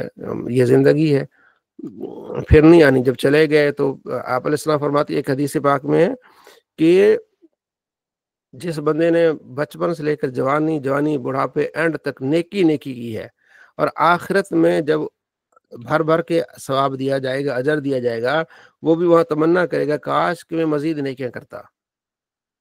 तो ये बहुत बड़ी बात है कि अल्लाह ने हमें इस दीन की तरफ लगा दिया। हम पढ़ रहे हैं, सीख रहे हैं, हमें हौसला मिल रहा है कि हमने आगे नमाज भी पढ़नी है, नवाफिल भी पढ़ने हैं। और फ़र्ज नमाजों के बाद जब आपने फ़र्ज मुकम्मल कर ली हैं तो अल्लाह फरमाता है जो फ़र्ज मुकम्मल कर ले फिर नवाफिल की कसरत करता है तो मैं उसे अपना दोस्त बना लेता हूँ, मैं उसके हाथ बन जाता हूँ, मैं उसकी ज़ुबान में, उसके कान में, उसके पाँव बन जाता हूँ। जब वो मेरे से मांगता है मैं उसे अता करता हूँ। तो ये जब हम फ़राइज़ के बाद ये पढ़ते हैं तो क्या हो जाता है, अल्लाह तबारक व तआला की रहमत नाज़िल होती है। ठीक है जी। अल्लाह के करीब बंदा वो होता है जो रात के आखिरी पहर अल्लाह तबारक व तआला को याद कर रहा होता है। और आगे हदीस में आता है कि अल्लाह खुश होता है, रहमल्लाहु रजुलन काम मिनल लैल, अल्लाह उस आदमी पर रहम फरमाए जो रात को उठता है, नमाज पढ़ता है, अपने ज़ौजा को उठाता है, वो नमाज पढ़ती है, अगर वो नहीं उठती उसके चेहरे पे पानी छिड़क देता है ताकि वो उठे। अल्लाह उस औरत पर रहम फरमाए जो रात को उठ के नमाज पढ़ती है और अपने शौहर को उठाती है, अगर वो उठने से इनकार करे तो उसके चेहरे पर पानी मारती है, सरताज उठ जा नमाज पढ़ सरताज। तो हाँ, ये उस बारे में जब मियाँ बीवी में अंडरस्टैंडिंग हो, ऐसा नहीं कि उसको छींटे मार रहे हो लड़ पड़े, नहीं, बंदे भी इस तरह होते नहीं, ऐसा नहीं। जाहिर है आपस में प्यार मोहब्बत होगा। तो फिर आगे आप अलैहिस्सलाम से पूछा गया कि सबसे दुआ जो कबूल कब होती है, फरमाया रात के आखिरी हिस्से में और फर्ज नमाजों के बाद दुआ क्या होती कबूल होती। तो आखिरी हिस्से में उठ के दुआ करनी है और फर्ज नमाजों के बाद क्या करनी है, दुआ करनी है। फरमाया जन्नत में एक ऐसा घर है जो इतना प्यारा है, बाहर से अंदर से नजर आता है। ये किसके लिए? उसके लिए जो नरम गुफ्तगू करता है, खाना खिलाता है और रात को उठ के नमाज पढ़ता है जब लोग क्या है सोए हुए हैं। ठीक है जी, ये रात की फजीलत है। आप अलैहिस्सलाम ने अब्दुल्ला बिन अमर से कहा कि या अब्दुल्ला ला तकुन मिसल फलां बंदे की तरह न होना। रात को वो उठता था फिर उसने क़याम छोड़ दिया, तो यानी क़याम को जारी रखो, अल्लाह तबारक व तआला इससे बड़ा खुश होता है। ठीक है। अफदुल सलात बादल मफरूदत सलातन फी जौफिल लैल, फर्ज नमाज के बाद जो ज्यादा फजीलत है वो कौन सी? तहज्जुद की फजीलत है, रात को उठ के। आप अलैहिस्सलाम से पूछा गया कि या रसूलल्लाह फलां बंदा है वो रात को तहज्जुद पढ़ता है लेकिन चोरी करता है, फरमाया ये नमाज उसको रोक लेगी अनकरीब। ये ठीक है, सुभान अल्लाह। हज़रत अब्दुल्ला बिन उमर कहते हैं तो उमर रदी अल्लाह तआला अन्हु रात को उठते थे फिर घर वालों को भी उठाते थे, फिर आप ये पढ़ते थे वअमुर अहलक बिस्सलाति वस्ताबिर अलैहा, अपने घर वालों को नमाज का कहो और खुद भी उस पर अमल करो। ठीक है। ला नसअलुक रिज़्क़, हम तुमसे रिज़्क़ नहीं का सवाल नहीं करते, नहनु नरज़ुकुक वल आक़िबतु लित्तक़वा। ठीक है, हम तुम्हें रिज़्क़ देने वाले अल्लाह फरमाता है और आक़िबत किसकी है? परहेजगारों की है। तो ये हजरत उमर पढ़ा करते थे। ठीक है ना। अगली हदीस में कि आप अलैहिस्सलाम मामला, हजरत अनस कहते हैं कि आप अलैहिस्सलाम जो है बाज़ औक़ात इतने रोजे रखते थे हम कहते थे रोजा छोड़ेंगे नहीं, बाज़ औक़ात आप बिल्कुल छोड़ देते, हम कहते रोजा रखेंगे नहीं। ठीक है। जब हम आपको देखना चाहते हैं कि आप नमाज में तो आप नमाज में होते, आप देखना चाहते हैं हम आपको कि आप सोए हुए तो आप सोए होते थे। तो आप आसानी करते थे। इस पर मेरी वीडियो भी है, एक ने एतराज़ किया था कि भाई आप सुन्नत मुअक्कदा नमाजों में कहते हैं, रोज़ों में क्यों नहीं कहते? तो उस पर मैंने ये हदीस बयान की थी कि रोज़े में सुन्नत मुअक्कदा इसलिए कि आप अलैहिस्सलाम बाज़ औक़ात रखते ही नहीं थे। पीर मंगल का रोज़ा सुन्नत है ना, लेकिन ये कंटिन्यू नहीं है, क्योंकि हज़रत अनस कहते हैं पूरा महीना गुजर जाता, हम समझते कि आपने रोज़ा रखा ही नहीं है। तो आप देखें जो पीर और जुमेरात को रोज़ा रखेगा कोई बंदा, हफ्ते में 2 रोज़े रखेगा, उसके बारे में ये ख्याल ही नहीं किया जा सकता। तो बाज़ औक़ात आप अलैहिस्सलाम बिल्कुल छोड़ देते थे, इसलिए सुन्नत मुअक्कदा रोज़े नहीं रखे गए। ठीक है जी। आप अलैहिस्सलाम फरमाते जब कोई रात को उठे नमाज पढ़े, जब नींद आ रही है फिर सो जाए। ठीक है, अपने जिस्म को ज्यादा थकाना नहीं, 2 रकअत पढ़ ली बस हो जाओ, 4 पढ़ ली फिर सो जाओ। दीन में आसानी है, इसमें गलबा नहीं है। ठीक है जी, इसमें वो नहीं। तो आपने क्या पढ़ना है? सुकून से आपने एहतमाम करना है और फिर आपने पढ़ के भी सो जाए भले। आप अलैहिस्सलाम ऐसा करते थे, बार बार रात को उठते 2 नफल पढ़े फिर सो गए, फिर जब जागे फिर पढ़े फिर सो गए, फिर पढ़े फिर सो गए। ऐसा नहीं कि आप उठे तो जनाब फजर तक आप जागते रहिए, ऐसा नहीं है। आप 2 बजे 3 बजे उठे وضو کیا، نفل پڑھے، 10 منٹ لگے، پھر سو گئے، پھر 4 بجے اٹھے، جب بھی اس طرح آپ علیہ السلام کیا کرتے تھے. ٹھیک ہے، تو یہ آپ نے دیکھ لیا اور سن لیا. اگلی حدیث جو میں آپ کو سنانا چاہتا ہوں یہ کہ آپ علیہ السلام فرماتے ہیں اللہ ان 2 بندوں سے بڑا خوش ہوتا ہے. ایک وہ بندہ جو لحاف میں ہوتا ہے، اپنے گھر والوں کے ساتھ، اپنے محبوبوں کے ساتھ گھر میں سویا ہوتا ہے، اور پھر اللہ کا نام لے کے کھڑا ہو جاتا ہے. تو فیقول اللہ للملائکۃ، اللہ فرشتوں سے کہتا ہے انظروا الی عبدی، اس میرے بندے کو دیکھو، یہ اپنے لحاف سے، اپنے بستر سے اٹھائے، اپنے پیاروں سے اٹھائے، اور دیکھو میری محبت میں میرے جو ہے وہ کیا کر رہا ہے، خوف سے اور میری محبت میں اٹھائے نماز پڑھ رہا ہے. اللہ تبارک و تعالیٰ فرشتوں سے فرماتا ہے دیکھو یہ میرا بندہ، اللہ کتنا خوش ہوتا ہے. اور دوسرا اس بندے سے اللہ خوش ہوتا ہے جو جہاد کے لیے جاتا ہے، اور پھر لوگ دوڑتے ہیں تو یہ پیچھے آ جاتا ہے، پیچھے آ کے پھر کہتا ہے نہیں جہاد سے میں نے واپس نہیں جانا، پھر آگے لڑتا لڑتا وہ شہید ہو جاتا ہے. تو ایسے بندوں سے اللہ خوش ہوتا ہے اللہ تبارک و تعالیٰ. ٹھیک ہے جی. تو یہ ہم صبح اگر اٹھ کے نماز پڑھیں گے اللہ ہم سے خوش ہوگا، پھر اللہ سے مانگیں گے، دنیا بھی مانگے آخرت بھی مانگے، ربنا آتنا فی الدنیا حسنہ وفی الآخرۃ حسنہ وقنا عذاب النار. عبداللہ بن عمر کہتے ہیں کہ میں نے آپ علیہ السلام سے پوچھا کہ حدیث کہ صلاۃ الرجل قاعدا نصف الصلاۃ، کہ جو آدمی بیٹھ کے نماز پڑھتا ہے اس کی آدھی نماز ہے کھڑے ہو سے. ٹھیک ہے، یہ میں نے آپ علیہ السلام سے سنا حدیث، تو یہ حدیث میں نے سنی کہ آپ علیہ السلام اس طرح فرما رہے ہیں. تو میں آپ علیہ السلام کے پاس گیا تو آپ علیہ السلام بیٹھ کے نماز پڑھ رہے تھے، میں نے سر آپ علیہ السلام کے اوپر رکھ لیا. حضور نے فرمایا مالک یا عبداللہ، یا عبداللہ تجھے کیا ہوا ہے؟ میں نے کہا حدیث تو یا رسول اللہ، مجھے آپ علیہ السلام کی ایک حدیث پہنچی ہے، آپ کہتے ہیں کہ جو آدمی بیٹھ کے نماز پڑھے اس کو آدھا ثواب ملتا ہے، وانت تصلی قاعدا، یا رسول اللہ آپ بھی بیٹھ کے نماز پڑھیں. فرمایا اجل، ہاں جو تم نے سنا ہے وہ ایسا ہی ہے کہ جو بیٹھ کے نماز پڑھے گا اس کو آدھا ملے گا، جو کھڑے ہو کے نماز پڑھے گا اس کو مکمل ملے گا. ولکنی لست کاحد، لیکن میں تم میں سے کسی ایک کی طرح نہیں ہوں. ٹھیک ہے، میں بیٹھ کے ہی پڑھ رہا ہوں تو مجھے پورا ثواب ملے گا، میں تم میں سے کسی ایک کی طرح نہیں ہوں، میں تمہارے جیسا نہیں ہوں. یہ آپ علیہ السلام نے بیان فرمایا. ٹھیک ہے جی، اس کو آپ نے یاد رکھنا ہے. ٹھیک ہے جی. آخری حدیث ہے آج کے سبق کے لیے.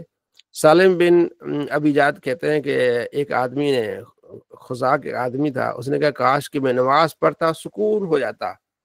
تو وہاں بیٹھے ہوئے لوگوں نے کہا یہ کیسی بات کر دی ہے، نماز کو اس نے بوجھ بنا دیا کہ نماز پڑھوں تو میں، ان کا مقصد یہ نہیں تھا کہ نماز میرے پر بوجھ ہے، لیکن اس نے کہا میں نماز پڑھ کے سکون کر لیتا. تو اس نے پھر حدیث سنائی، اس نے کہا آپ علیہ السلام نے فرمایا اقیم الصلاۃ یا بلال، اے بلال نماز کے لیے کھڑے ہو جا، ارحنا بہا، ہمیں اس نماز کے ساتھ سکون پہنچا. تو آپ علیہ السلام نماز پڑھتے سکون کے لیے تھے. ٹھیک ہے جی. تو ہے نا، نماز پڑھیں سکون اطمینان ہوگا. جو نمازی ہے وہ جب نماز نہیں پڑھے گا تب تک بے چین ہوگا، جب نماز پڑھے گا سکون ہو جائے گا اس کو کہ ہاں میں نے فرائض ادا کر لی ہیں. ٹھیک ہے جی. تو اس میں آج ہم نے بہت ساری چیزیں پڑھی ہیں، بہت ساری احادیث پڑھی ہیں الحمدللہ، جس میں خاص طور پر تہجد کی فضیلت ہم نے پڑھی، اور اس کے علاوہ سنتیں پڑھنے کی ہم نے فضیلت پڑھی. پھر اس کے علاوہ ہم نے امامت کون کرا سکتا ہے، جو امام کے لیے فرائض کیا ہیں وہ ہم نے پڑھا. پھر جب نماز میں کھڑے ہوں گے تو کس جگہ کھڑے ہوں گے، 2 ہوں گے تو کس طرح کھڑے ہوں گے، 3 ہوں گے تو کس طرح کھڑے ہوں گے. تو یہ چیزیں ہم نے ڈسکس کی ہیں. ٹھیک ہے جی. کوئی دوست اگر مزید کوئی پوچھنا چاہے تو کوئی بیچ میں تو